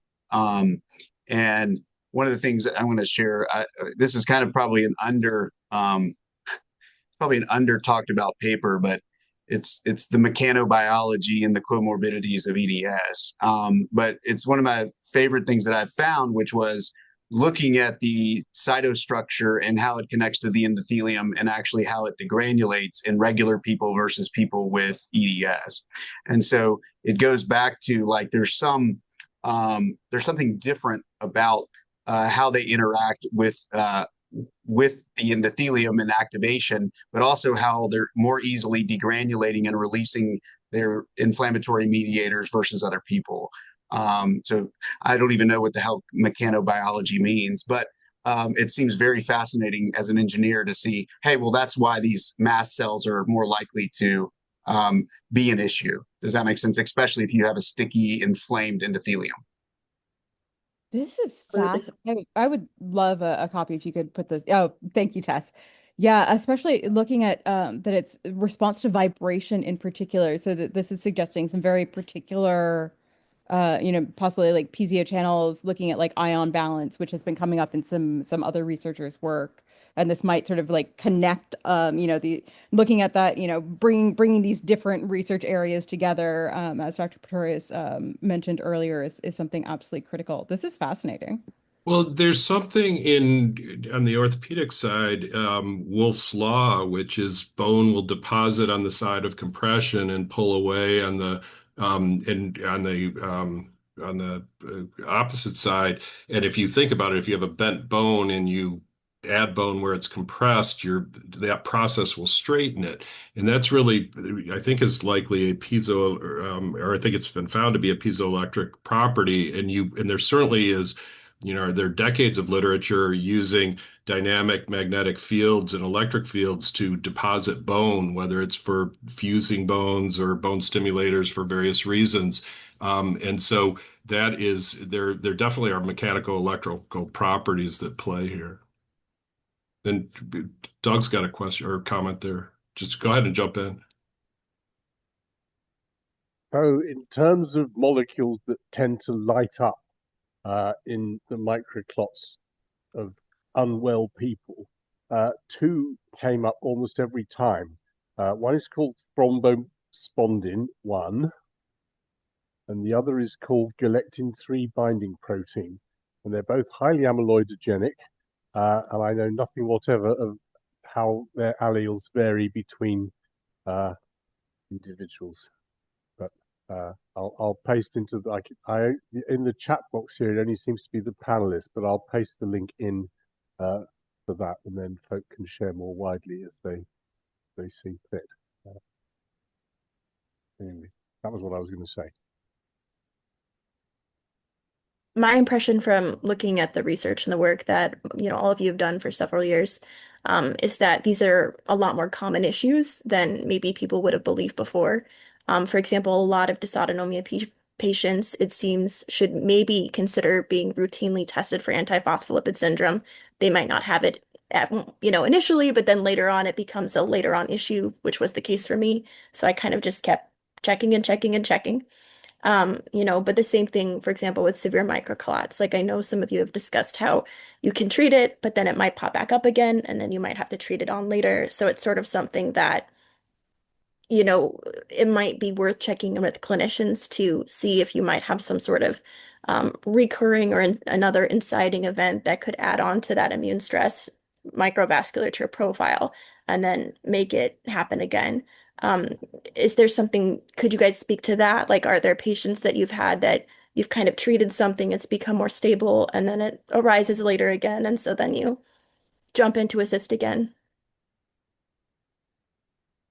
Well, if I have somebody with antiphospholipid antibodies, I don't usually stop their treatment if it's effective. So I haven't seen that for that reason. Like to me, it's like a lifelong, like it doesn't just go away. But hydroxychloroquine in about 60% of patients will turn their antibodies negative. So I always warn people, if you see another doctor and they want to check your antibodies and say, hey, do you still have this? I warn them that their antibodies might be negative, because a number of people have gotten, for that reason, taken off. They tell them you don't need to be on blood thinners anymore. You don't have antiphospholipid syndrome anymore. And then they have a massive stroke or, so it's kind of, because really it's not indicated to repeat the antibodies once you've made the diagnosis. It's you, two positives 12 weeks apart makes a diagnosis, and then it's not, they're not used to follow the disease activity, the antibodies. So I always just keep people on whatever they're on, because I don't really believe if your immune system has kicked off lupus or kicked off antiphospholipid syndrome or RA, it doesn't just go away. In my experience, I think mast cell activation syndrome, that doesn't go away either. You can control it, but it doesn't go away. It's still there. In my experience, if you talk to these people a lot of times, I mean, there is an event. It could be an infection. It could be, some type of, whatever it is. I mean, there's other things, the exposure, those kind of things that, makes everything turn into what it is. But if you talk to them previous to even that incident and start asking them questions, there are signals to me that they already were a little different. And I'm not saying that they're different in a bad way, but they probably didn't think it was different. They just thought it was them and it wasn't life altering.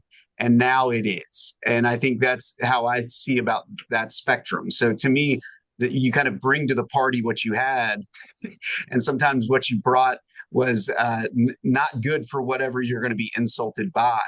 And so even though we can get through that insult and help, doesn't mean there's not going to be another insult or a setback, if that makes sense. I know that sounds very, topical and more like how people are feeling. But if you talk to them, it's almost like, yes.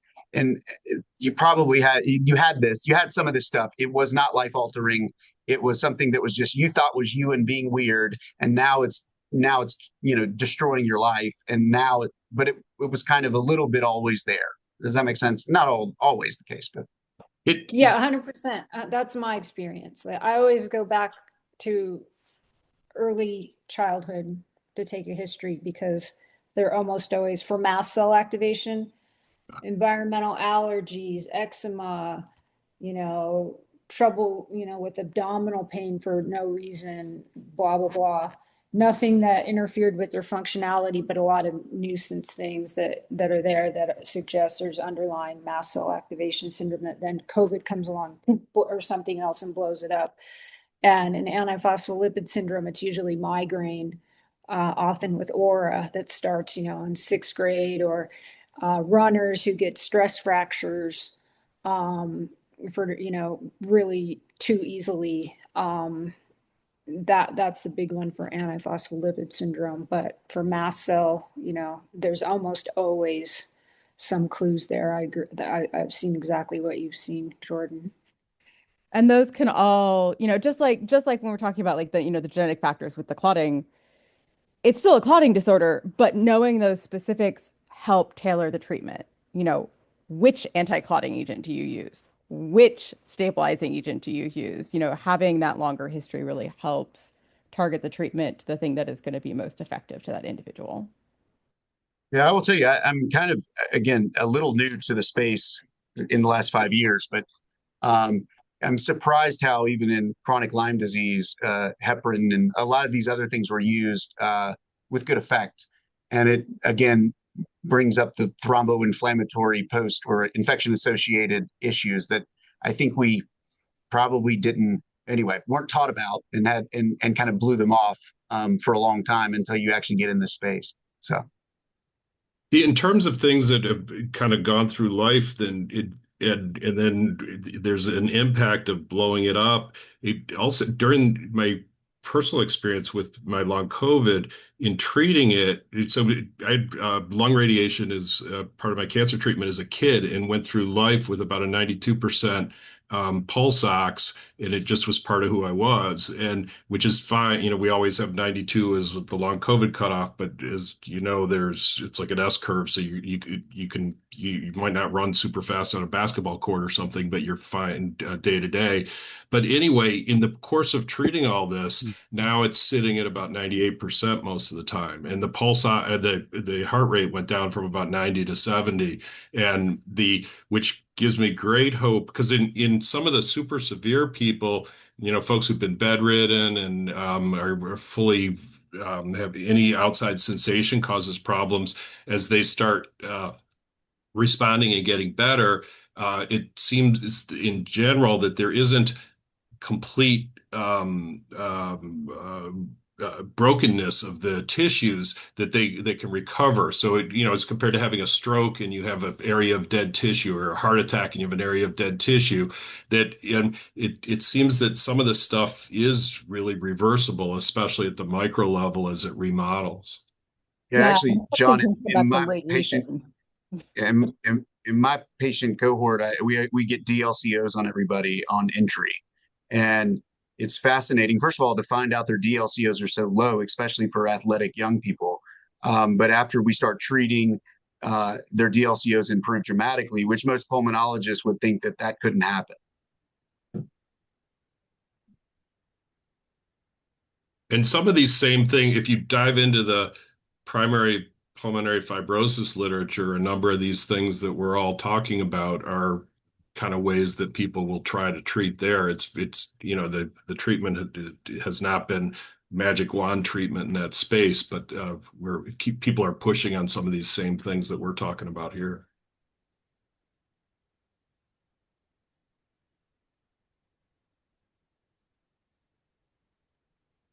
Can anybody speak about the medications you've used to heal endotheliitis, like Jardiance or diosmin?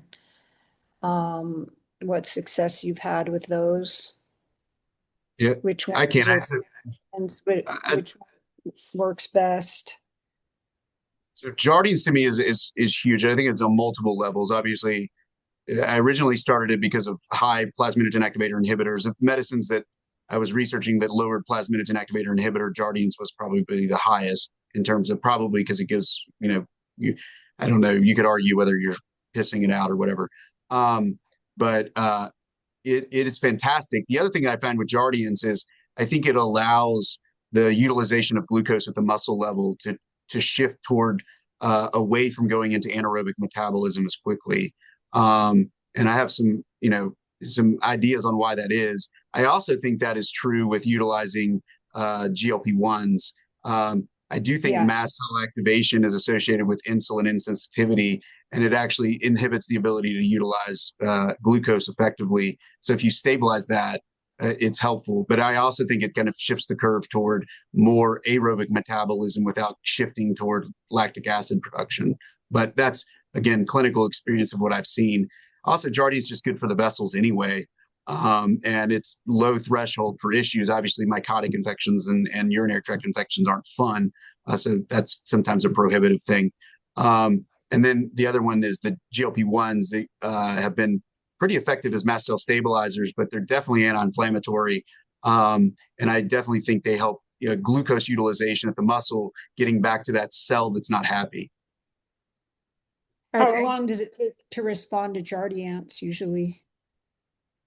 I mean, it's a couple weeks. Either people say this is a game changer or it's not. So, Are there any particular GLP-1s you found most successful with patients? So interestingly enough, tirzepatide is probably the best, mainly because it also has GIP activity, and I think so it's easier on the gut. Y'all are having Zach come on, who Zach will probably tell you as well that probably the most effective medicine for healing the gut epithelium is probably a GLP-1. And it goes back to the basic science of even looking at the original science on the incretin system, but how it healed the gut epithelium. So even in some of my hypermobile folks with, you've got to be careful, but even the ones that literally have terrible gastroparesis or issues with even having tube fees per se, I think the GLP-1 helps heal their gut where they absorb better at low doses, obviously, which I think is the key. And then finding that dose that's that they can utilize. I mean, I think 2.5 milligrams is way too high to start in pretty much everybody in this patient cohort. For me, it's like 0.5 milligrams or finding a very, very low dose that they tolerate, maybe turning it up a little bit. But it's fascinating how it even helps some of the girls that are literally, 70 pounds with a BMI of 16 gain weight, which is kind of counterintuitive, but they need to gain weight. And so it's a good thing. So, yeah, I've had the same I've experience. heard that a lot. It's my favorite drug by far. You had It's like mentioned diosmin as well, and I would be very interested to hear anybody's experience with that. Dr. Kell and I were actually talking about rutin in the chat, which is a similar compound that I'll be running a study on shortly, which oddly enough was actually used for radiation poisoning, 70, 80 years ago, to Dr. Houghton's point, specifically because it was used to treat the vascular damage caused by certain forms of radiation. yeah, diosmin comes out of Alexis utilizing it a lot and finding that in the anesthesia literature, it was helpful for preventing venous issues in procedures.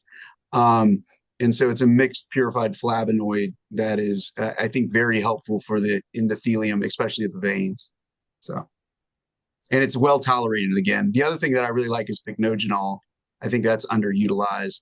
Pycnogenol, if you give it to your grandma with woody legs, it actually will make them no longer woody.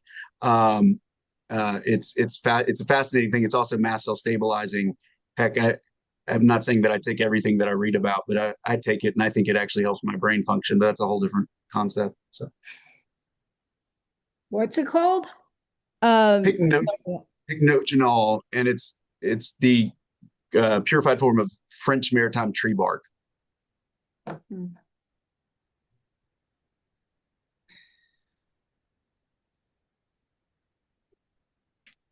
This is absolutely fascinating. I could honestly talk to all of you for, days on end. But we do have a million questions in the Q&A that we should probably get to. Yeah, if it's okay, I'll start with this one. Are there any clinics working in Europe performing similar tests to Jordan's and other UX clinics like RTHM doing microclot testing? This is a question I get a lot, so I know I've checked in with you and Douglas about this before too, so open floor. We've got Innes Laboratories in Switzerland. They are a wonderful team that does the imaging flow cytometry analysis in their laboratory, and clinicians courier samples to them and patients also from all over Europe. So I think Felix Kolkman is the lead there at Innes Laboratories, Switzerland. In the UK, the NHS basically tries to stop anyone using these methods, and so people who want to run long COVID clinics have had to go private. We know of at least two, Benita Kane and Selina Shaw, all in that category, but that's just UK. I don't know in continental Europe, besides Beata's crowd.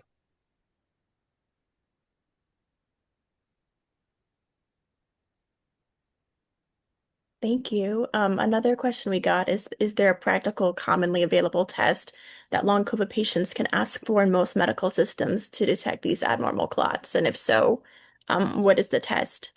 My understanding is there is no, commonly available test still that's FDA covered. And if you guys could talk more about, the testing that is currently offered and how that, works. I know we've already talked about it a little bit. I mean, to me, there are some tests that are helpful. Things like thrombin antithrombin complex, soluble fibrin monomer, von Willebrand profile with factor VIII. All of these things are just suggesting that there's a thrombotic or pre-thrombotic process going on in an otherwise person you wouldn't think would be going on. And the problem is probably most physicians aren't going to know what to do with it. But it is a good suggestion that there's problems. Other general things are things that are inflammatory, like MMP9 and transforming growth factor beta. So those are some of the things that I see overlap with what my findings are on the microscope. So yeah, and also vascular damage markers like VEGF or Syndican-1. Unfortunately, it's not readily available at all clinics, but there are some selected pathology labs that will do such more those are typically rather more research-related tests. But there are, I think, Jordan, you can get VEGF test for vascular damage somewhere in VEGF, endothelial 1 is another one that's available here. Yes.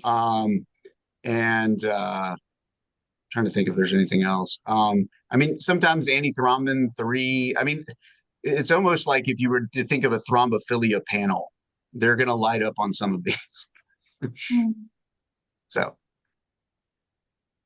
also looking for platelet-related markers, perhaps something that's secreted by damaged platelets can be p-selectin. I'm thinking about might give you some indication that the platelets are not happy. Another question we have, Dr. Vaughn, you mentioned weak veins. Can you elaborate on that and how to identify that or ways that people can improve that? So I would say weak veins is instead, I think most of these people, especially people that are hypermobile EDS, again, your joints are made out of collagen and elastin. Guess what your vessels are made out of? And so there's more pliability and stretchability. And I think that stretchability actually leads them to the availability of more damage post-inflammation. And so that's kind of how I think about it. The other thing is the original looking at this was in elite runners. And I honestly think that the reason they were elite runners is because they probably had some venous insufficiency to begin with. And what was the best way to move venous blood was to run every day to feel normal. And they got that huge feedback. And then they go from not being able to do what they used to do to compensate, and they spiral downward. Again, I wish I could prove that, but it's just my kind of intuitive thought of why is the guy that gets up and runs 10 miles every day is that guy? Well, the reason is he gets a huge benefit from it usually. So I can also perhaps suggest myself and Doug, and also Kell from MIT have been using a very simple method, or myself and Doug suggested it, and she's been actually testing it out in her Maestro study at MIT. And that's a very simple little instrument called a capillaroscope. So you basically can measure or look at the capillaries in your nail fold or also in your toes. And Mickey had really fantastic results where she looked at the rarefication. So the little capillaries in your nail fold, it looks as if they are retracting into themselves or dying off. And many long COVID patients over X, and when we look where we are talking in the communities and where they've been sharing what they've been finding, if they look at their capillaries, it looks like many have reported that is the case. It's a very light pinkish color if you compare it to a healthy patient or person. And that is quite a simple and a very easy test to see if your blood vessels are compromised. I know Jordan himself has got a capillaroscope in his clinic as well. I saw that when I visited him. And as I mentioned, I'm not an expert at using it, by the way. But anyway, that's all. I tried to get some dermatologists to teach me how to use it, and they were like, "We don't use that." I was like, "Y'all are the people that use this, right?" But anyway, No, it's sorry. rheumatology. Rheumatologists, yeah. Rheumatologists, The main users. Okay. I know we have a patient-led project specifically about this actually that we're hoping to get off the ground this upcoming year. So a lot of people are very excited about this in particular because, once again, it's something that people can see, right? It's visible, which kind of offers some sort of affirming, you knew that there was an issue, you can see that there's an issue. I think we've brought up before how mast cell stabilizers are one way that people might be able to improve their tissue stability, or at least try to have some sort of tissue repair when we're talking about venous structures. It's definitely helped me a lot. So we do also have a question about pregnancy related to antiphospholipid syndrome and clotting. Could you discuss, more of some of the issues that you've seen when it comes to pregnancies and potentially, childbirth too? I know those are technically separate issues, but both are of concern for a lot of people. I've had a lot of patients who've had disastrous pregnancies before knowing they had antiphospholipid antibodies. So that is part of why identifying them, like as you mentioned, Emily, like testing people with POTS for antiphospholipid antibodies, because if they have them, first of all, it seems like, oh, there's nothing you can do about that until they have a clot, but there actually is. I mean, I'm a big advocate for hydroxychloroquine, and there are a number of small studies showing very clear benefits of hydroxychloroquine in pregnancy, usually using 400 milligrams rather than a little bit lower dose that we might typically use for most people, depending on their weight.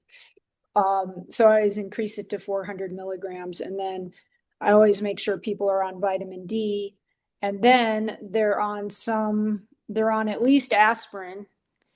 And if they've had, a thrombotic event before, they're on Lovenox. It takes a lot of convincing people that they can have a successful pregnancy, because some of my patients have had terrifying experiences, like loss at 24 weeks with a stroke, or loss at 24 weeks with a massive pulmonary embolus, and these kind of things. But all but one of my patients went on to have successful pregnancies with that very simple regimen, and following, of course, with a high risk OB. The one who didn't have a good outcome. I think it was more mast cell activation related than antiphospholipid, but I'm not sure. She just had a miscarriage. Nothing like disastrous, but that to me has been one of the important benefits of identifying the presence of these antibodies. And the other thing is that the criteria for antiphospholipid syndrome, this is like a massive pet peeve of mine. They took what the people who developed the assay to be the cutoff, and they said, no, we're going to change the cutoff to, it's got to be, if the cutoff is 13, we're going to make it 80. It's got to be above 80. I'm like, what?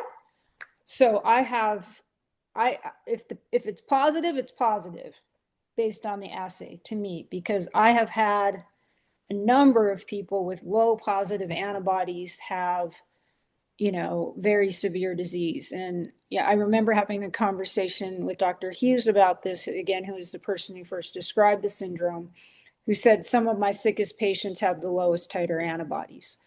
And so, I mean, I've had people with just 1 point above. And the other thing is I order the non-criteria antiphospholipid antibodies, because I can't tell you how many patients I have who have only the non-criteria antibodies, and they're very important to their illness. They matter, and the criteria do not count those. So the criteria to me are capturing like the tip of the iceberg. It's this analogous to the consensus 1 versus the consensus 2 criteria for the diagnosis of mast cell activation syndrome, if people are familiar with those two criteria. Criteria 1 are capturing like nobody, and the criteria 2 are actually capturing people who have mast cell activation syndrome. So that's my experience with pregnancy. Most people do like really well when we know they have the antibodies. And my goal is for my patients that I identify these antibodies and to never meet the criteria for antiphospholipid syndrome, because that means they've never had a clot. So, they don't take estrogen containing birth control. They get on hydroxychloroquine, they get on vitamin D. If they're having things like severe migraine, we may do a trial of antithrombotic therapy, and then they would stay on that if it works, and they don't stay on it if it doesn't work.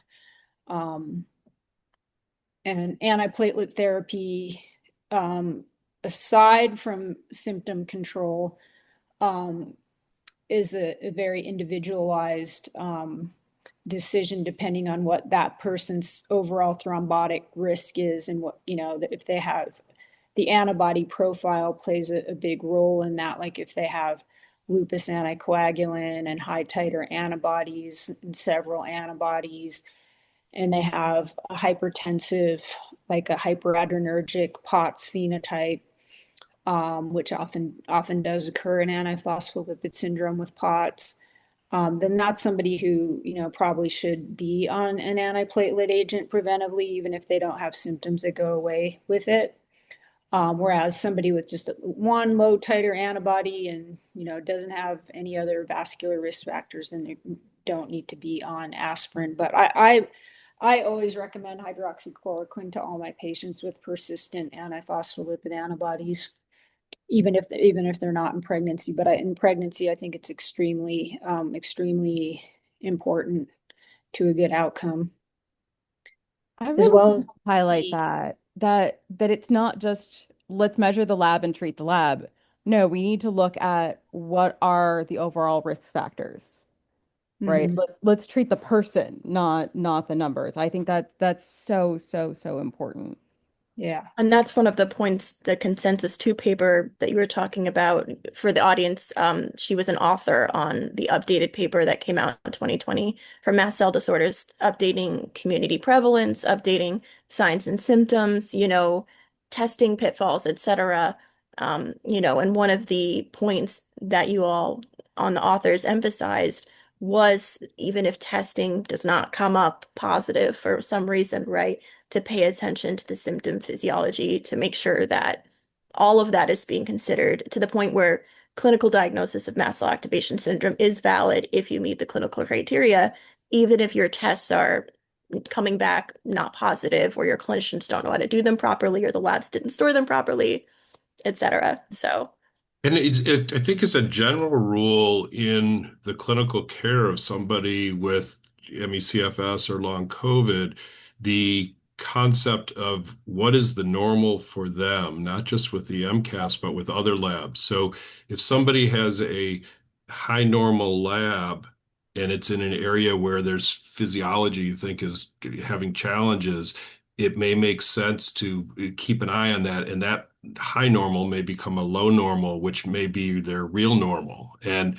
I think that's something, we all scan down the lab list and go, oh, okay, nothing has an H or an L by it, but it becomes really important to keep an eye on that. And some really sensitive markers are, things like lymphocyte count, the parameter on red blood cells, whether they're bouncing off the walls or not. The RDW is a useful thing. If it's on the high end of normal, there's probably more bouncing going on, and then if it gets to low, then you've got things moving through better. And so, for an example, with what Jordan was talking about with the doing patoxiflin, that can make the red blood cells so they slip through the vessels better, maybe you'll end up with a lower RDW, and that would tell you, hey, you're moving in the right direction.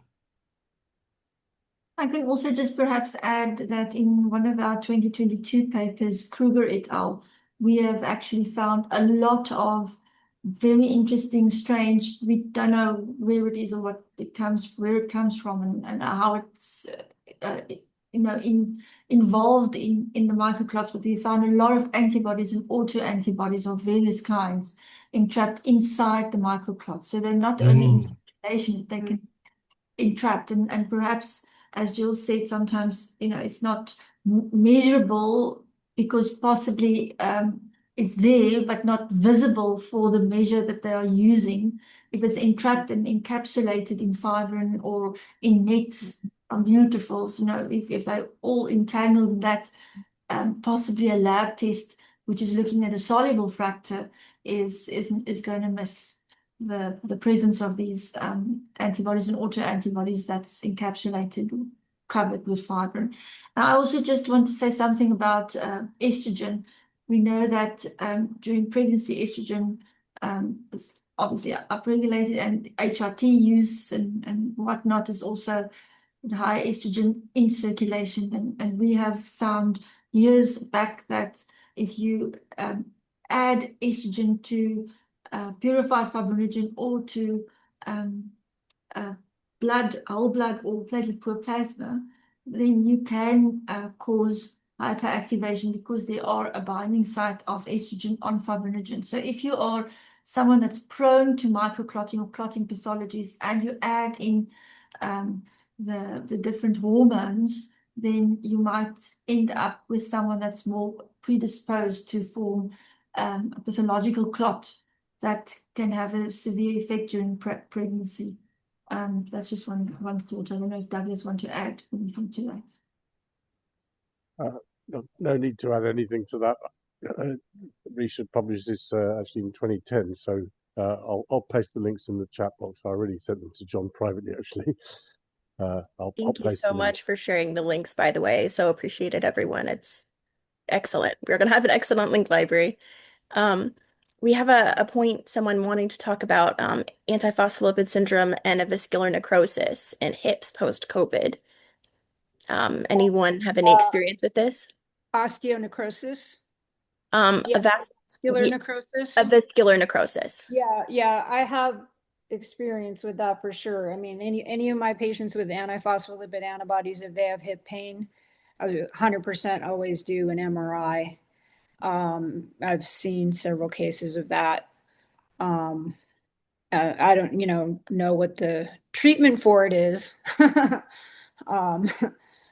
Usually I try to increase, like if somebody's not on anticoagulation, put them on some kind of antithrombotic therapy and send them to orthopedics. I have one patient who had, two patients actually, who had multi-site avascular necrosis. So I also usually do like a whole body bone scan to look for other sites if they have avascular necrosis of the hip. But the hip is the most common. So hip pain should be taken seriously, unless it's just some kind of minimal, because these are usually young people who it's like if they're bringing up hip pain that they have for no reason, it's concerning to me.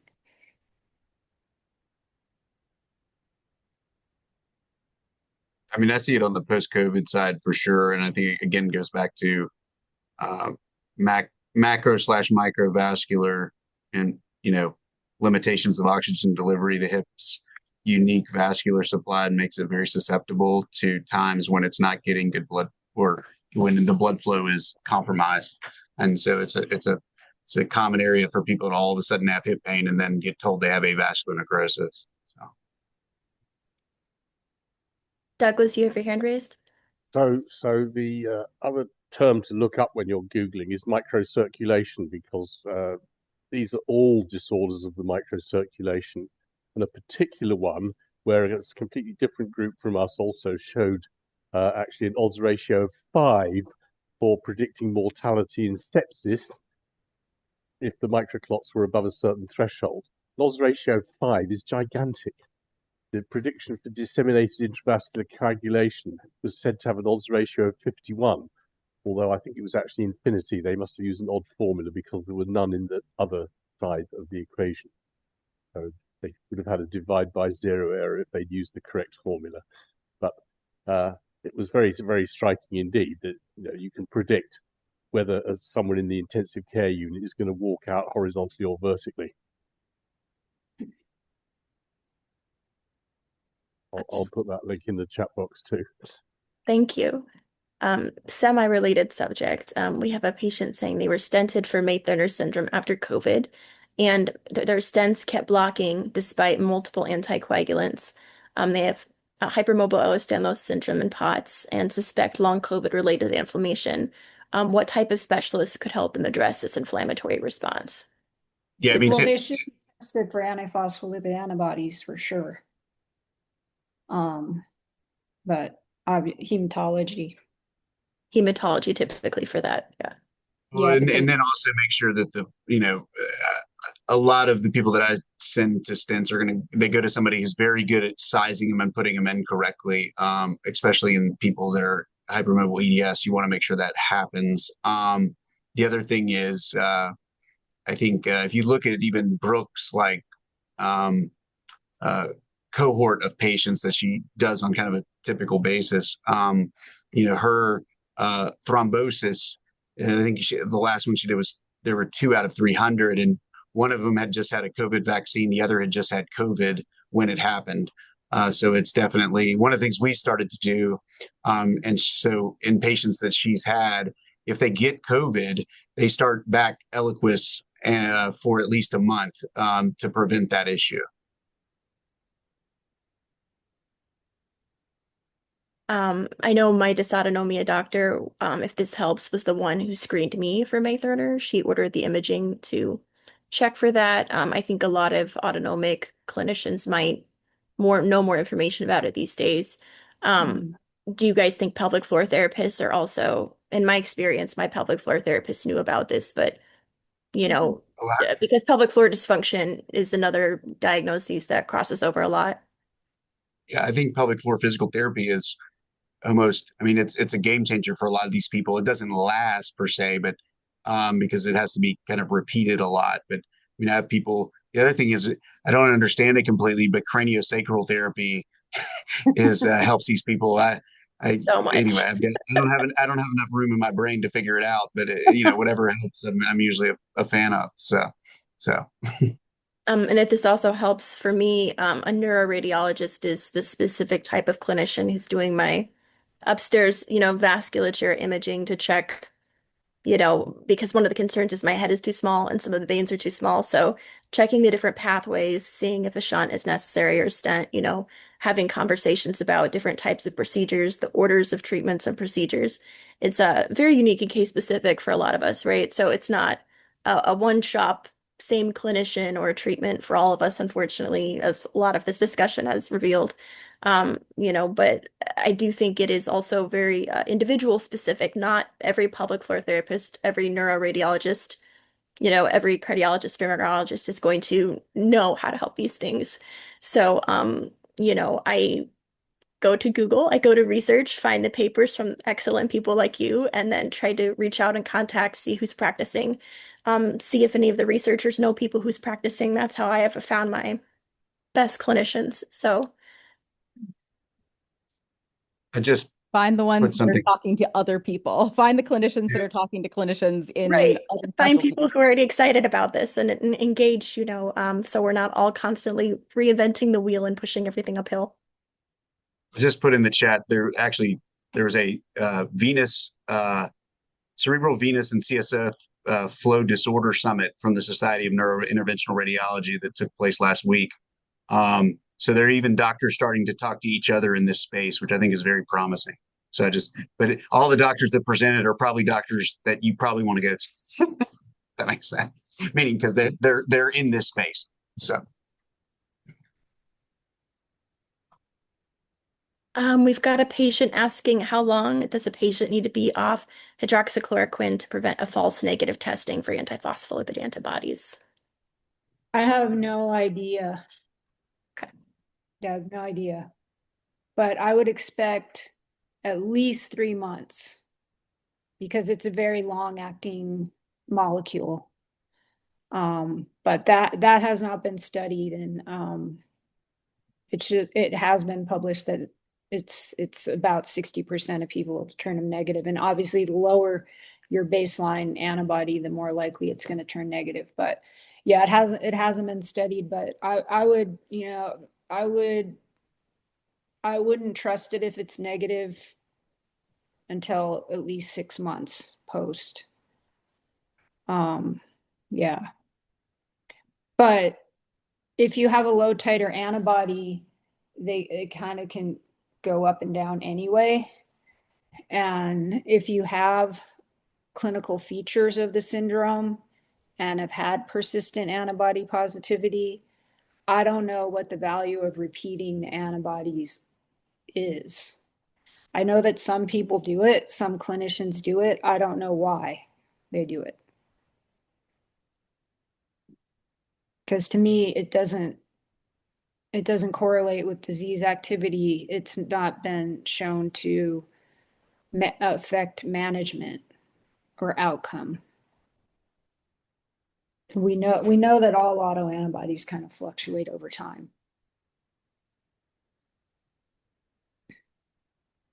One of the questions I was going to ask earlier and I forgot, brain fog, is what are some of the other infections and viruses aside from COVID, right, and spike protein following, vaccine injury cases appearing in a small subset, can cause these things and contribute to these things, or have you found evidence of that in research or clinical work so far? Yes, Douglas. So we actually think that all of these things have an infectious origin. Rheumatoid arthritis is extremely well established as having an infectious origin. It's caused by bacteria of the genus Proteus. Again, I can stick a thing in the chat. There's a massive amount of evidence that Alzheimer's has an infectious origin. Ditto with Parkinson's. I could go on. We wrote a review summarizing this in Biological Reviews in 2018. So that's the way we would look at it. We would say, actually, these all have an infectious origin, and here is the evidence, and there's a lot of it. Right. And I wonder, like we've seen Germany really lean in to the next 10 years into funding, right? Infectious associated chronic conditions. So I do feel like some nations are starting to understand how comprehensive all of this is. Well, I will say Graham Lloyd-Jones, who's usually on our conversations when we meet, is looking at the oral, source of a lot of these things, which is fascinating to me, because the oral is definitely a direct line to the blood, and can cause, so he's a radiologist that has also kind of defined primary pulmonary vasculopathy of COVID, but kind of once he gets in this realm, it's fascinating to see how so much disease processes come from all kinds of things. So even the oral source of these things, from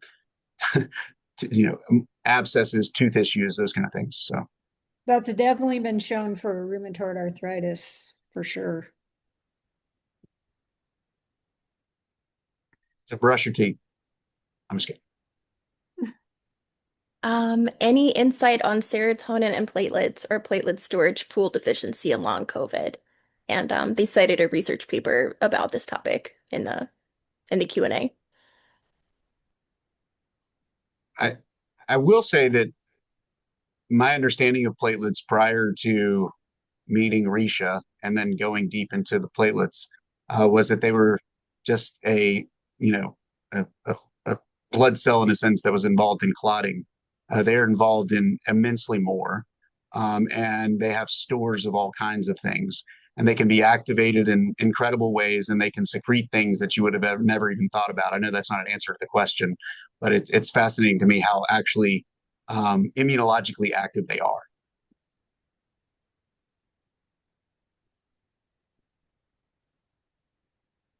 Another quick question. CO2 in closed rooms can build up from 425 ppmv outside to 1,000, 2,000, or occasionally higher. Could higher CO2 in room help or harm PASC and people with myalgic encephalomyelitis, POTS, etc.? For most people, IAQ experts seek 1,000 ppm CO2 or more, but might higher be actually helpful or less, I mean. So if you look at Novak's work on hypocapnic cerebral hypoperfusion, he actually does put people in like these body domes that have higher carbon dioxide, and it does improve their cerebral blood flow, which gets back to the concept of hypocapnic cerebral hypoperfusion. One of the things that we're looking at now in some of these people that have weird neurological issues that happen, especially upright, is instead of giving them normal saline IV when they get an IV, is it better to give something with some bicarb in it as well? I'm not saying that I have an answer to that yet, but it does think that when they get normal saline and their bicarb's already 17, you're actually worsening a metabolic acidosis that is going to make the hypoxia or vasoconstriction worse. So anyway, I'll let you know how that works. So That's interesting because also if you just put bicarb in water and drink it, you'll get a splenic reaction that will put out non-inflammatory white cells out of the spleen, and it has to do with some vagal interactions and connections and interneurons and things. So there's a place where it responds immediately in the body.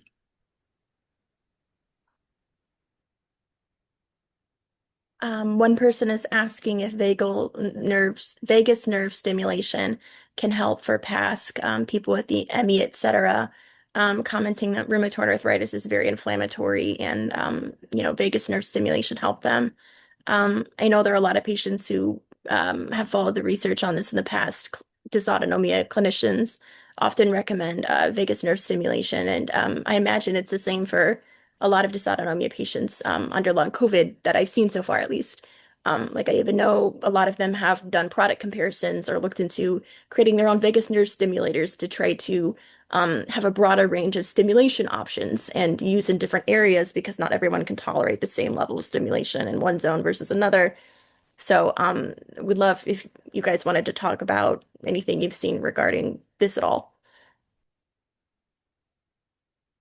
Well, in the early days, it was extremely expensive. So I only tried them in like my worst, most refractory patients and had no success. And now they have a lot of these products have a 30-day money back guarantee, which is nice. So I encourage a lot of people to try them, but I haven't had very many people try them. Because there's just a lot, you have to try one thing at a time, and there's so many things that come to me have a maybe higher chance of success. But the rheumatoid arthritis study, I think, was an implantable vagus nerve stimulator, so probably like a higher likelihood of responding to it than these external devices that you can purchase online.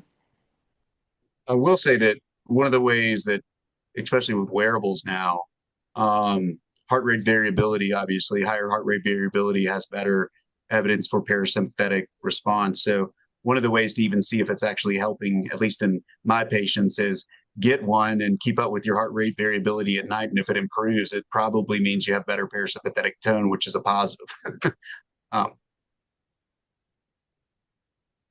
Obviously, that doesn't always equate to them feeling better, but at least tells you it's doing something. So, Yeah.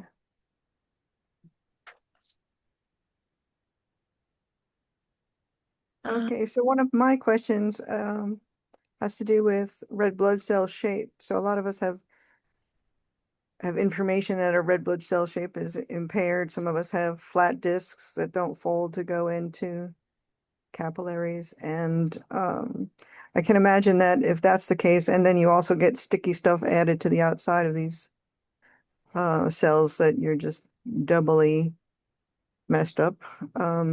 Any comments from a panel? Some of my patients, thalassemia, if you look at the research in Greece and China on clotting issues and poor outcomes in COVID, there was an incidence, weird enough, in people with true thalassemia, in people with thalassemia trait, but it wasn't the case in people with true thalassemia or people that were normal, which also just all of a sudden screwed up my whole theory.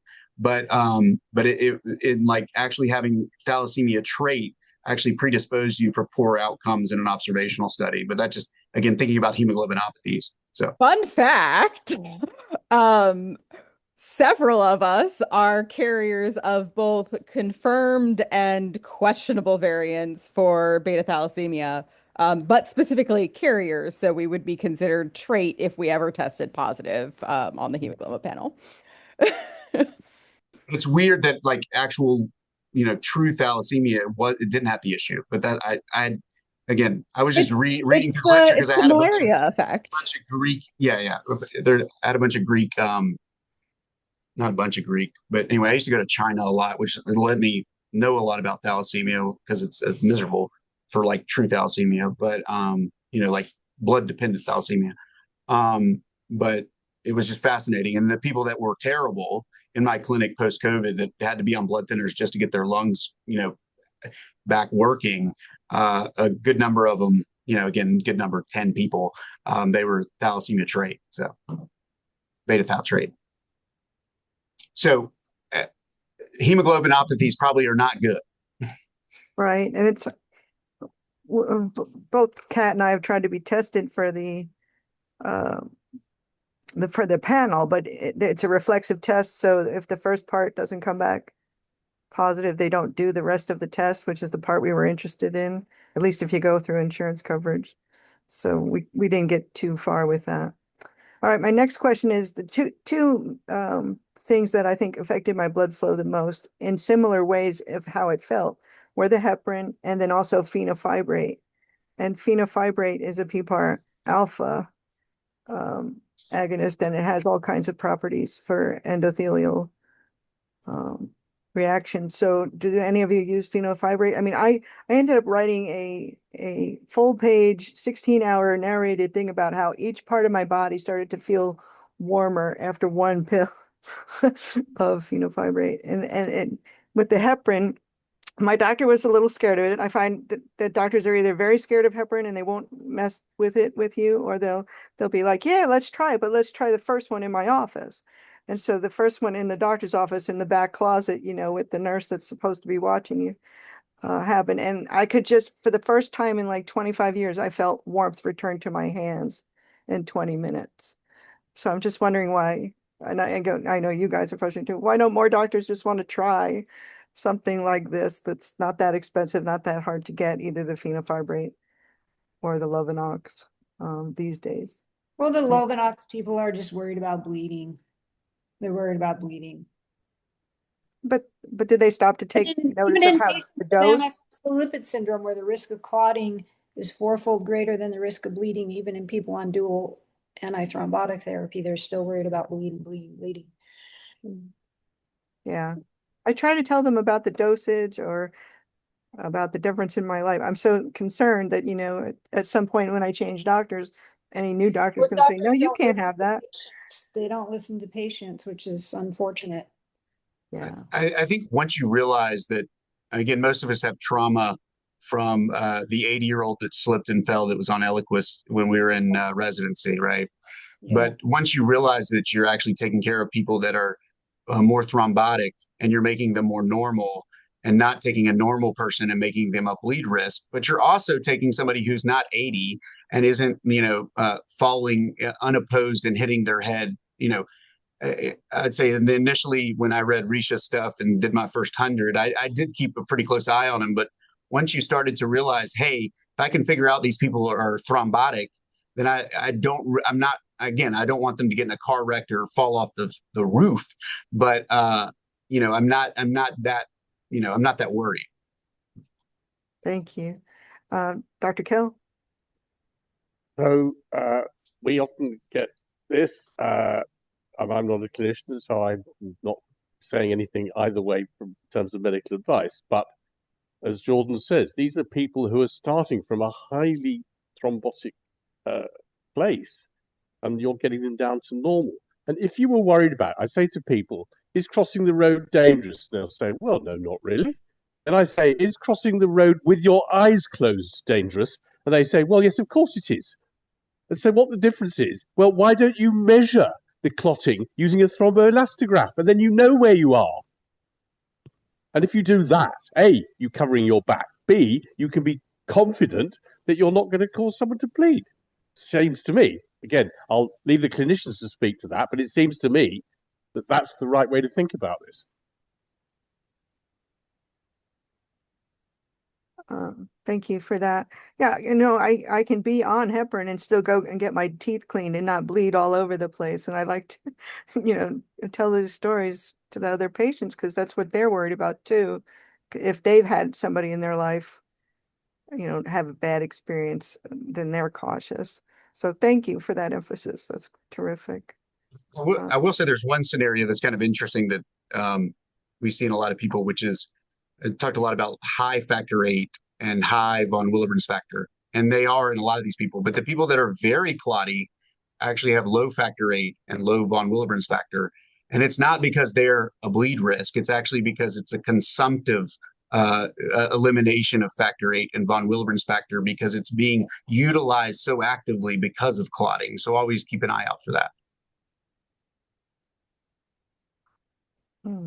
Very good. Kat, did you have some more? I could just add something to that. So when all of this acute COVID started, we were reading at the same time that there was a danger of high clotting and there was a danger of hypocoagulability. So I said, okay, well, which is it? Which do you want? And then we worked out that the answer was, just as Jordan said, there was a lot of von Willebrand fracture at the beginning, causing hypercoagulation, but then running out, so that later on in the piece, you didn't have any, so you couldn't clot. And it was as simple as that. It was just a time dependence. We called it the roller coaster. Again, I'll paste the paper in the chat. So definitely longitudinal studies are of value in this space.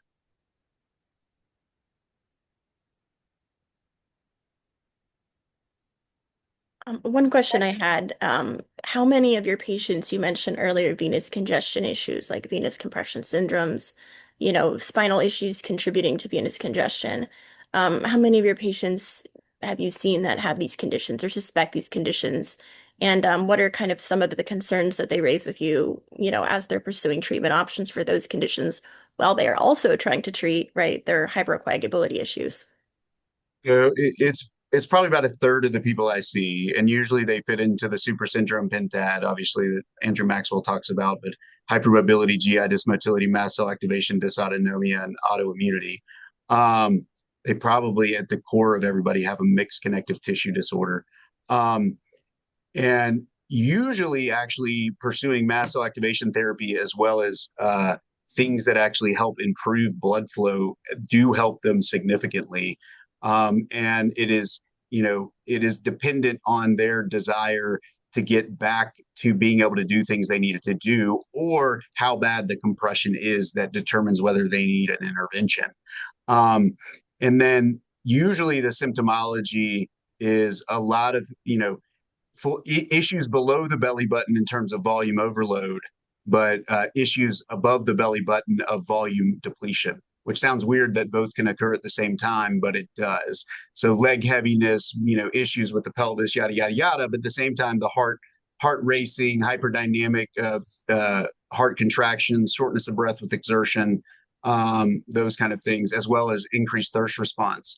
So it's an interesting, so those are kind of the typical. Wow. Is there an order? You said the very first thing in this entire talk that didn't feel like you were personally calling me out and describing me. And that's the thirst response. That's the only thing I haven't had. From the first slide when I saw horseback rider and I was like, ah.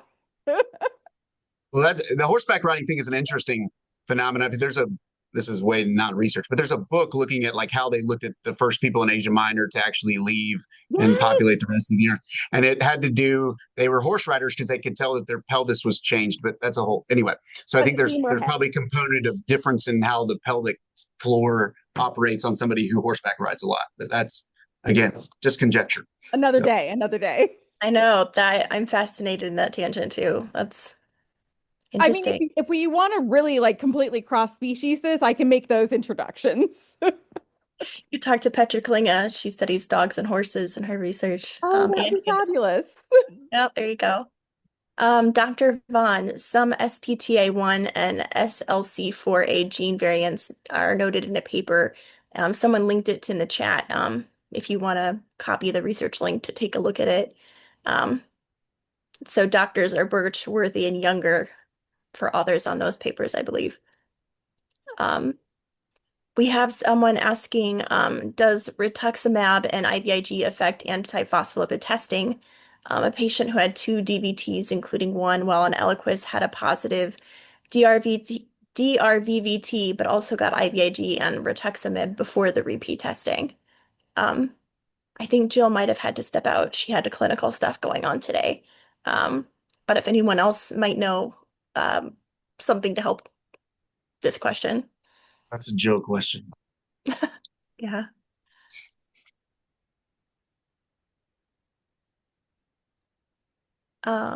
Another question is, do you think that bioelectromagnetic energy regulation could help with the microcirculation when microclots are present, or could it increase the risk of thrombosis? Are you talking like a PIMF mat? They didn't give any examples, but I'm going to go with it's going to depend on the frequency. Yeah, that's my thought too. Yeah, we need a lot more research. This is something that I actually have been digging into a little bit lately, along with the studies on ultrasound, magnetic, and light therapies. And there is actually a lot of evidence for these having direct effects, particularly through the TRP channels, transient receptor potential channels, which are sort of you can think of them as a midway point between ion channels and a lot of the glutamate system that I work on, and the rest of the neurologic system.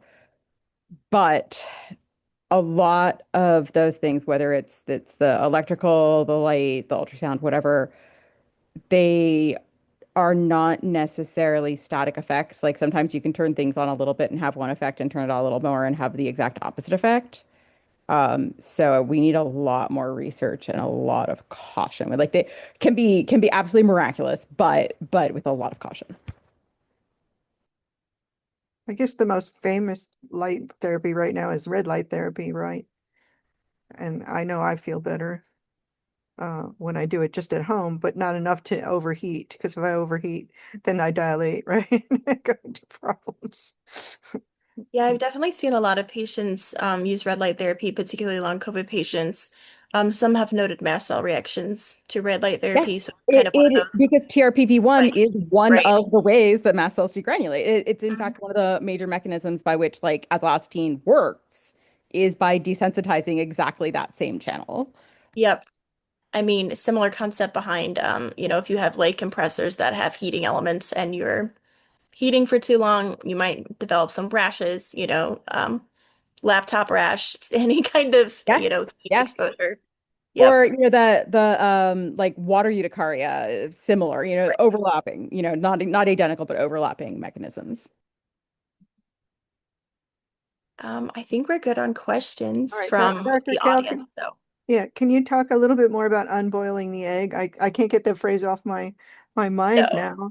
it's And such a good also about metaphor. the different ways that you got the light to show up in the tests, right? You had to unfold or change the fold to get the fluorescence to happen.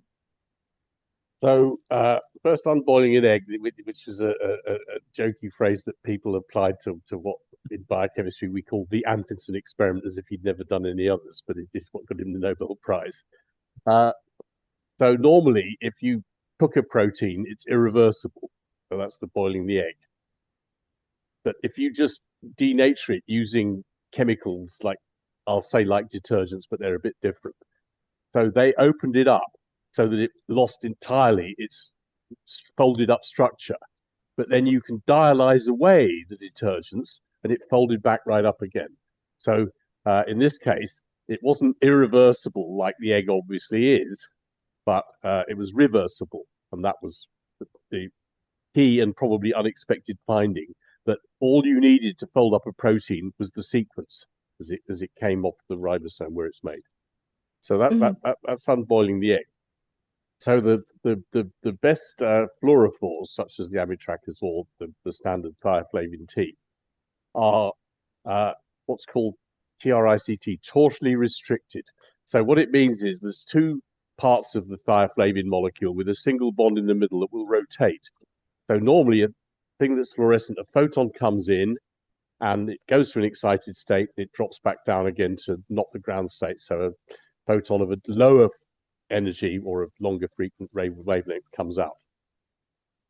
So normally, when the photon comes in and hits thioflavin, it just rotates. So the energy is dissipated as heat and there's no fluorescence. But if it's stuck to its target, that can't happen. So it fluoresces. So it's not a fluorescent molecule, it's a fluorogenic molecule, which of course is great for the scientists because you get a nice black background and bright green where you've got it. So that's why we like these fluorogenic molecules. And there are many, not only for amyloid, but the ones that are selected to be good for amyloid and do it because they have binding sites along those cross beta things like I showed.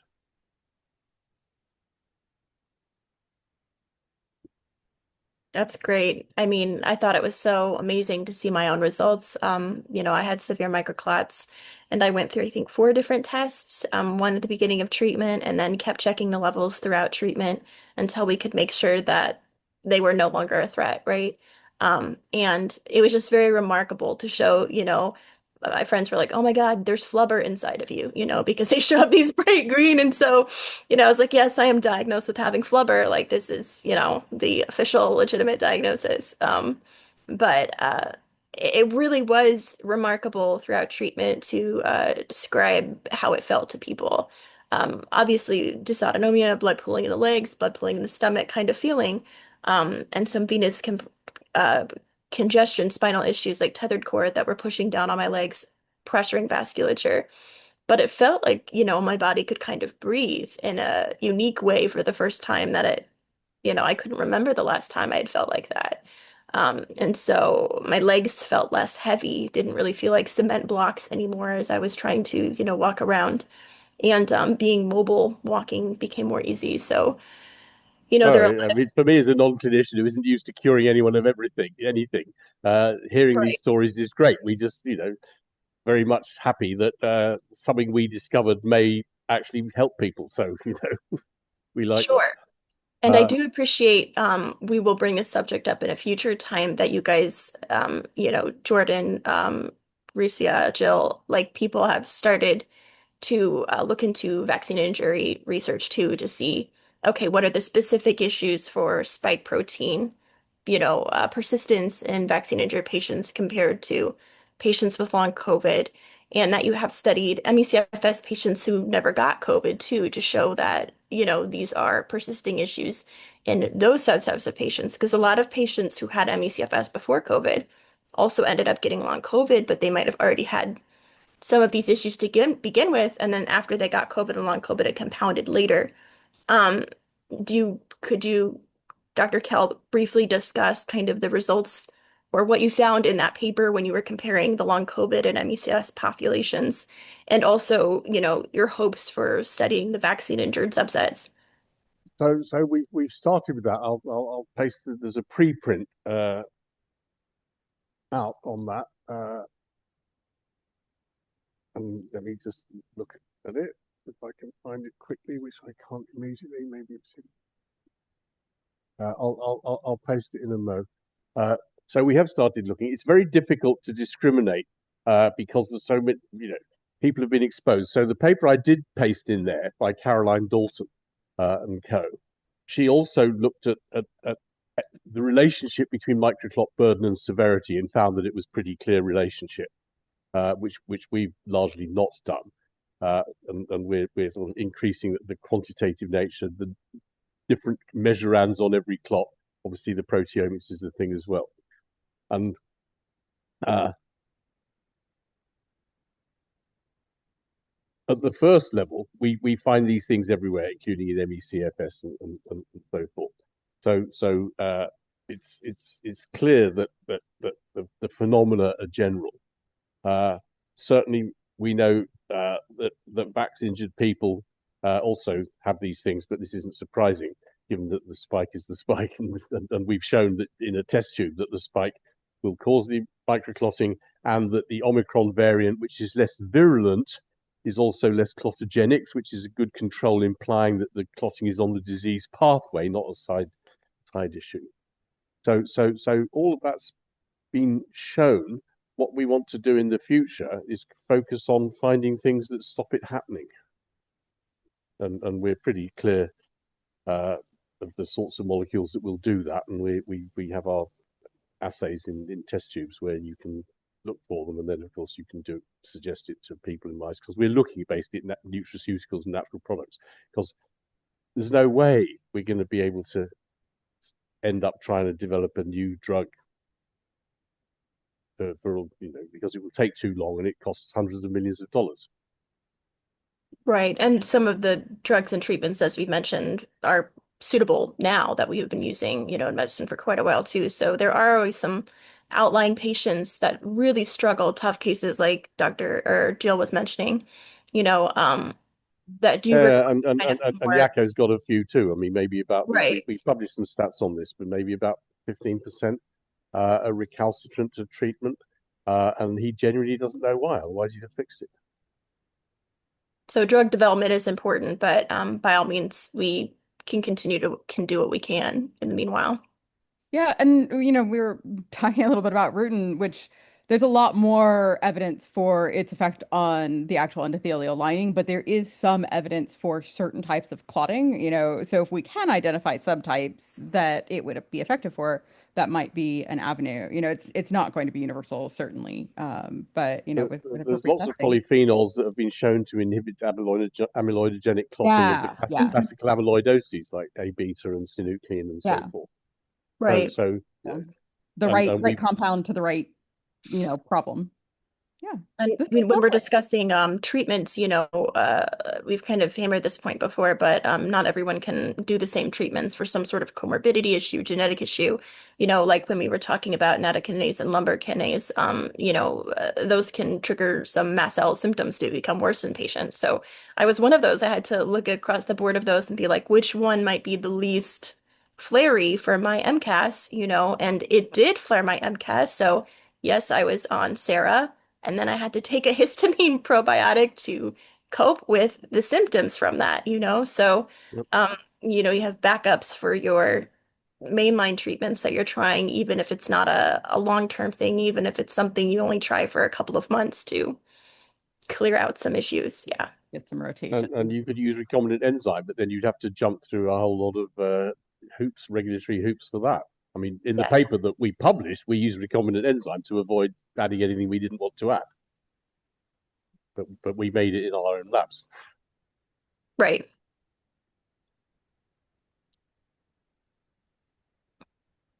Well, I don't know about everybody else. This has been absolutely amazing, but I think I do need to go get lunch and maybe a nap.